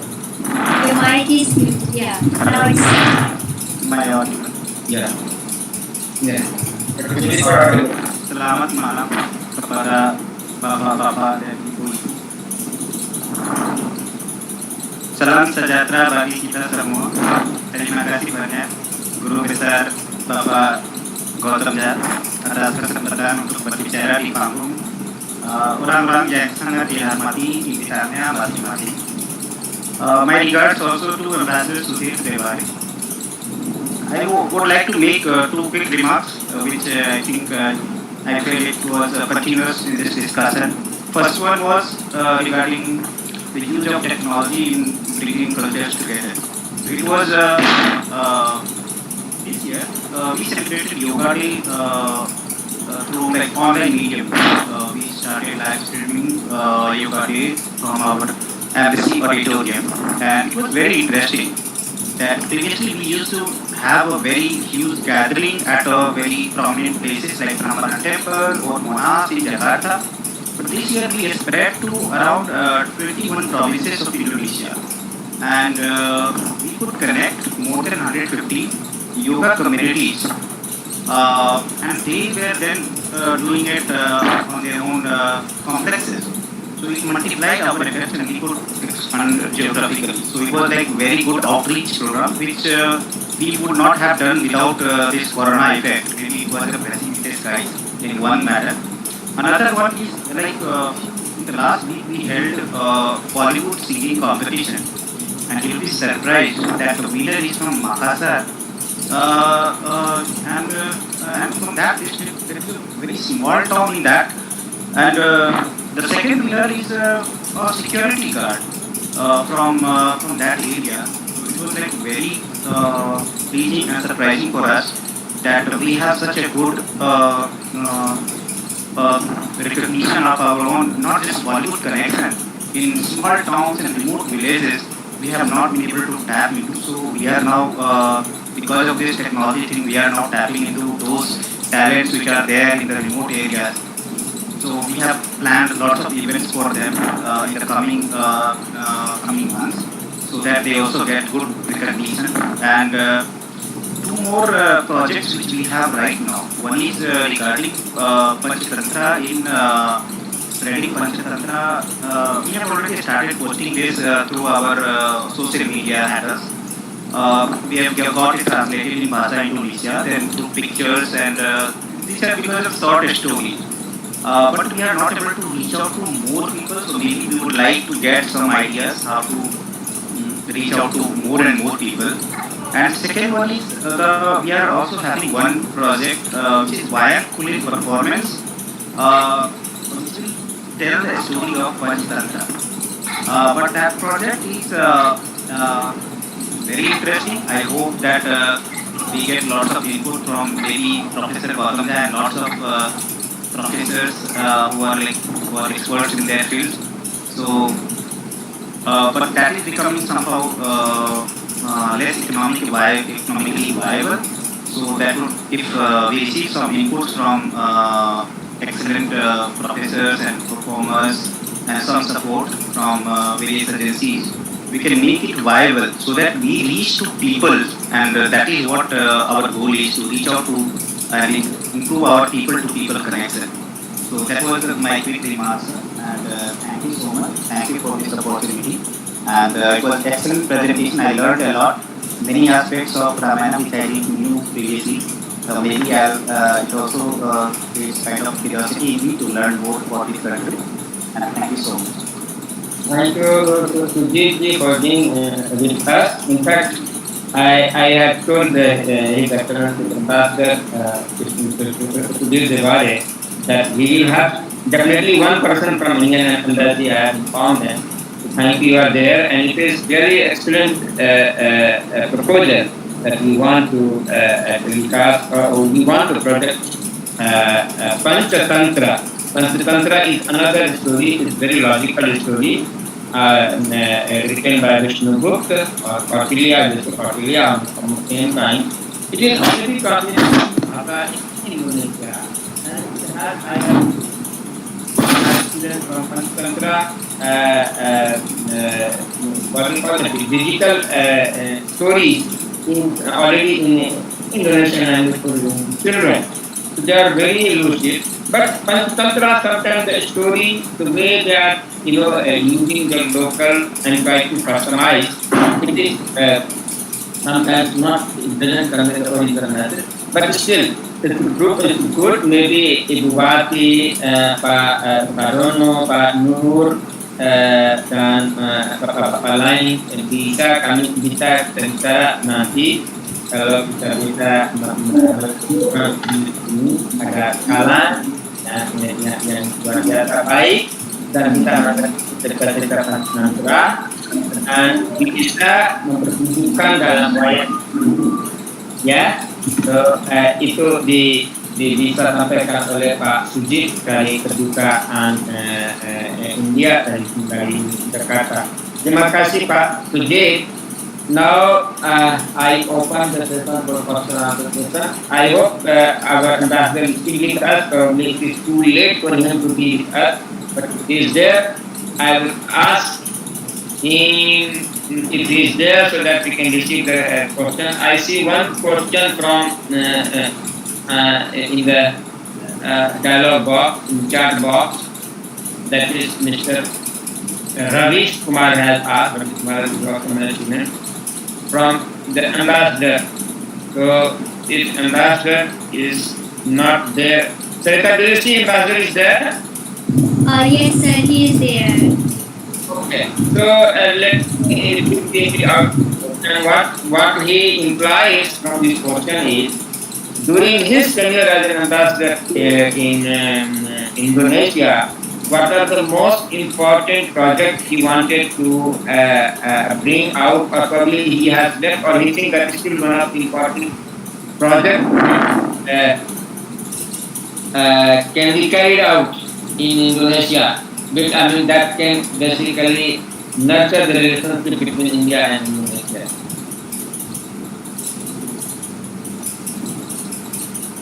Ambassador Sudhir Dawade.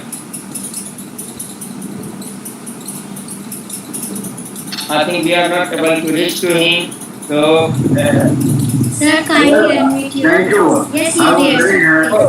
happy to hear from my young colleague from the embassy that you are putting technology to very good use and thinking of having Panchatantra and Vayam Kulit. That's a very good idea.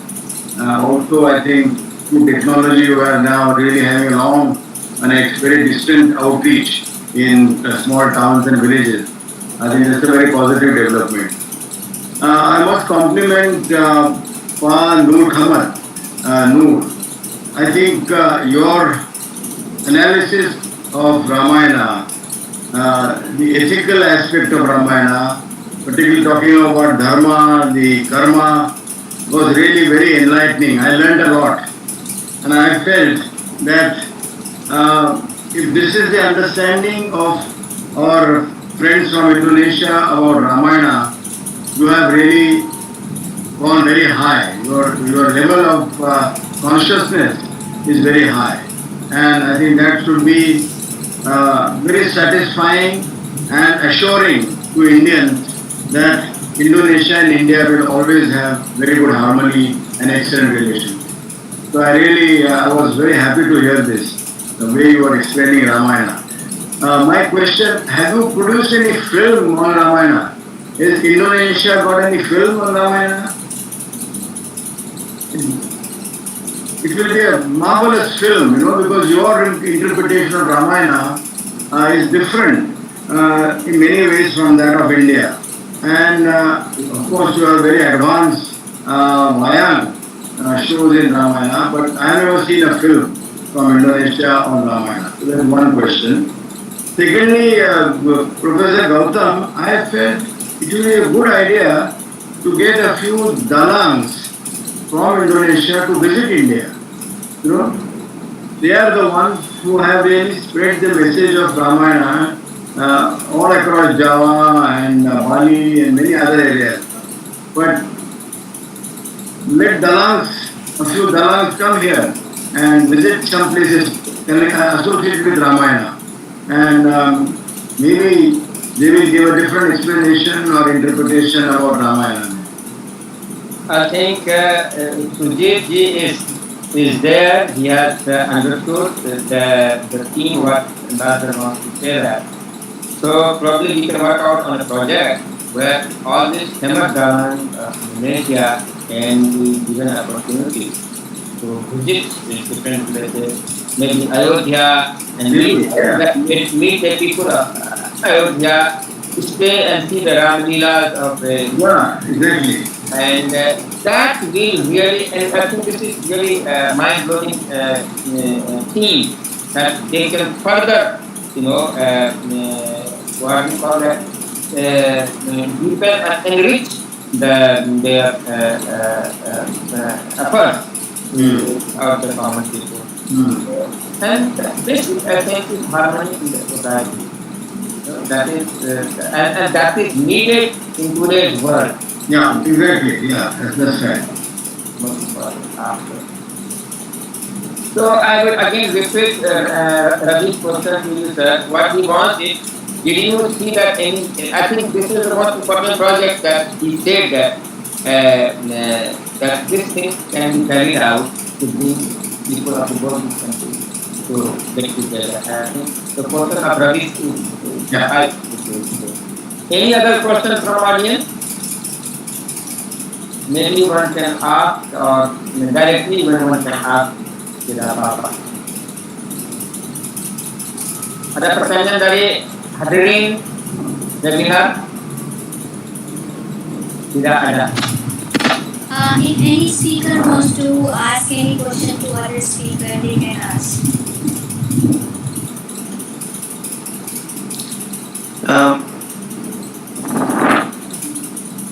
Sir, may I ask something? Please. Sir, one more interesting project which has come in our meeting. If I don't know how to implement it. One was teaching Hindi through Bollywood.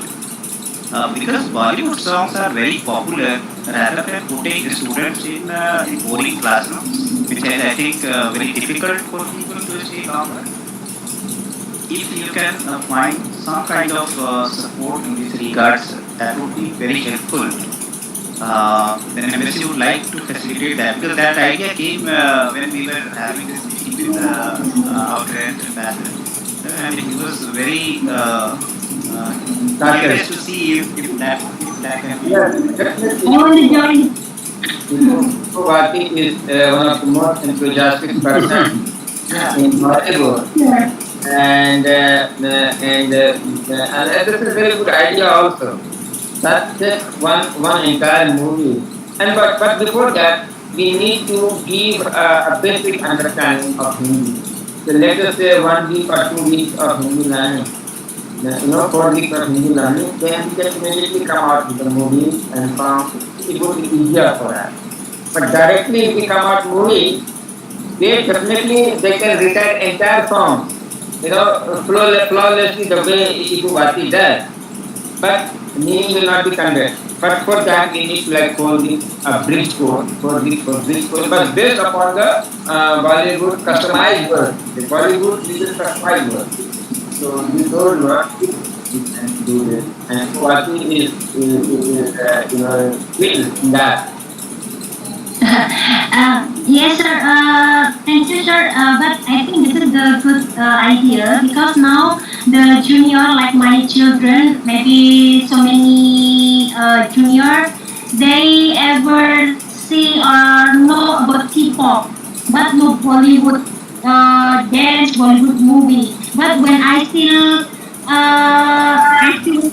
young, always Indian movie have, but now K-pop. So very interesting and special from UNES, my university. We can open for my student and we can relationship to for the kerjasama. So please, when if you want to share and we can organize my student to learn together with the Bollywood and also maybe Hindi language is very okay. I think from UNY, from UNIXA, from UNS, from UMM, so many university here. So we can collaboration and we can when the open the online the Bollywood learn like that. Thank you, sir. Yeah, I think. Can I say something? Yes, please. Yeah. Okay, so I think in Yogyakarta we have some panelists represents some cities in Indonesia. So this is a good idea that you can share, and then we can be represent in our city. And I think this is a good idea. Hindi is very popular, so I think it will be good if you give opportunity to collaboration and what is it? Together we can make maybe this is pandemic, so we can start by online, but then we can continue by all the many activities after that. So I think it will be the start. Is a good idea, and I think welcome to Jogja. We will support that so much. Thank you. Terima kasih banyak Ibu Wanti dan Ibu Ari. Wati usually like in India, Wati, Saraswati. Oh, Bupati. Oke. Terima kasih. Eh, saya sudah tinggal di Jogja 6 bulan karena saya belajar di sana bahasa Indonesia di Wisma Bahasa. So, Wisma Bahasa, yeah, it's clear with UNY, ya. But, Pak Agus, dari Pak Agus. Ya, Pak Agus, ya. Terima kasih banyak. Nah, kalau kita bisa menjalankan ini proyek ini itu sangat baik untuk kita semua. Ya. Thank you, as we have already crossed our time limit. Yeah. Just one thing I just wanted to introduce. My son is 7 years old. So 6 years now, and he loves playing with violin. So I have got so many violin, and whole day he keeps playing with violin. Sometimes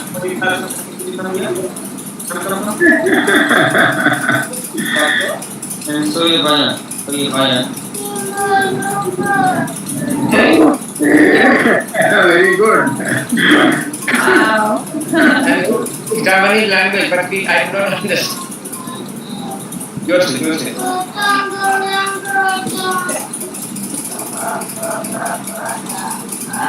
That is Rama. Wow.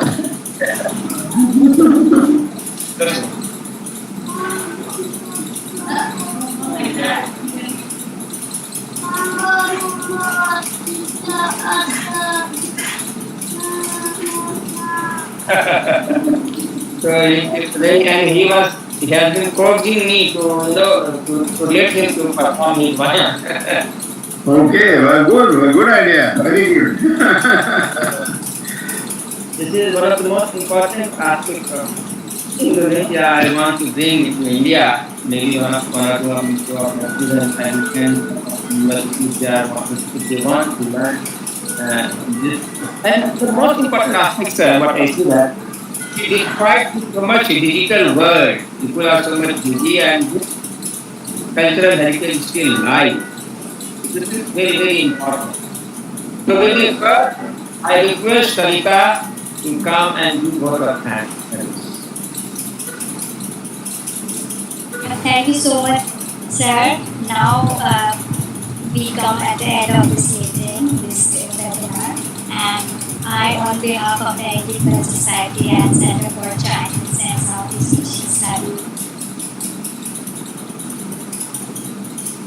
would like to thank you, our honorable speaker, Ambassador Diwali, sir. A big thank you, sir, for providing your perspective. Sir, as a diplomat, your efforts and initiatives in connecting India and Indonesia have been recognized and highly appreciated. Thank you, sir, for engaging us in a fruitful discussion and providing experience and knowledge and personal experience on the subject. Your view highly appreciable and always applicable to implement for nurturing the relationship of the countries. Now, I would like to thank Dr. Pankaj for raising the occasion. Sir, your presence today has enlightened very about India and Indonesia and its different dynamic of social, cultural connect between the two countries and regional connect. And discussing your extensive knowledge through historical evidence and celebrating the in-depth between the two countries. We once again thank you, sir, for taking out your precious time and visit the occasion today. I would like to acknowledge our gratitude to Ibu Bati. Thank you for taking the initiative and participating very enthusiastically. Ibu, your help and support encourage us to organize this event and knowledge on subject is undoubtedly practical and her hard work to connect to the countries which are working as a bridge. She beautifully presents the similarities and soft power between the countries through Bollywood and through the language words basically in her presentation also. Ibu, we are indeed grateful to you. I must mention a deep sense of appreciation, Dr. Arif Budi Olito. We thank you for accepting our invite. Thank you, sir, for taking out time and presiding over the enlightenment on the subject. You talk about the comparing relation to epic from Ramayana and Mahabharata through with and its influence into our personal life, especially in Java. We look forward to engaging with you in our future events and hearings. I thank you, Dr. Ali Kusmiyato. We are thankful that you could make it to our event and share your thoughts on the subject, your view on the connection to language and its importance to learn, not to just understand each other but also connect with each other. I also thank you to Mr. Ashish Sharma sir. Your intense work in literature and art and respect towards both the countries. Thank you so much, sir. It was great listening your poem from कुछ पन्ने विचारों से तराशे हुए connection. The small stories you share, so your poem. Thank you so much, sir. And I extend my thanks to Pagnu the Ramayana and Mahabharata characters and their importance in the society and how Japanese people look these characters in their daily life. And I also thank Dr. Kundaru Sumono for your work and thinking and looking these cultural connections with a different perspective and with the modern technology. I also thank Pak Aideva Gedubutama. Thank you, Pak, for sharing your personal experience and how we can connect to language learning and technology.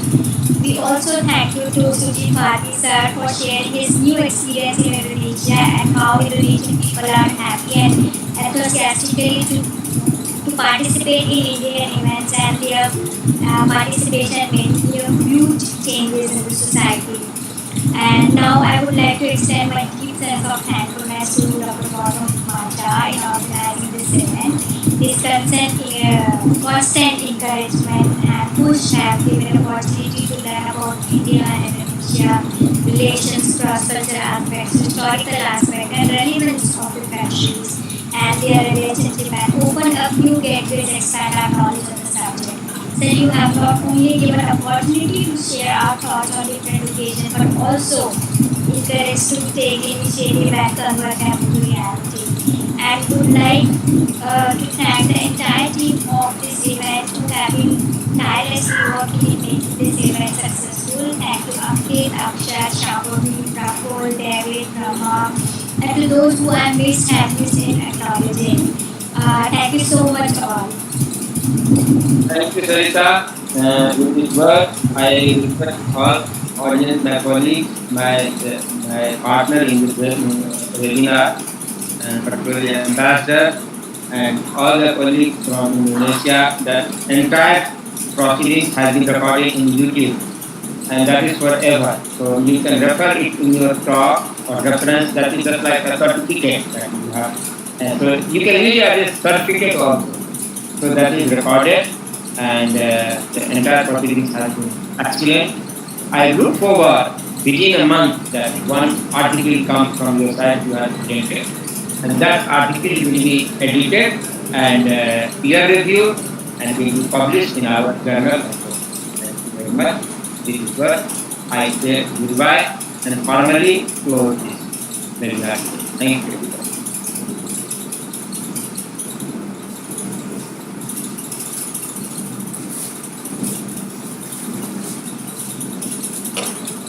Terima kasih, selamat malam Ibu. Terima kasih Sarita, terima kasih Mbak Wati, Pak Ari. Terima kasih semuanya. Selamat bertemu semuanya. Selamat malam. Syukriya.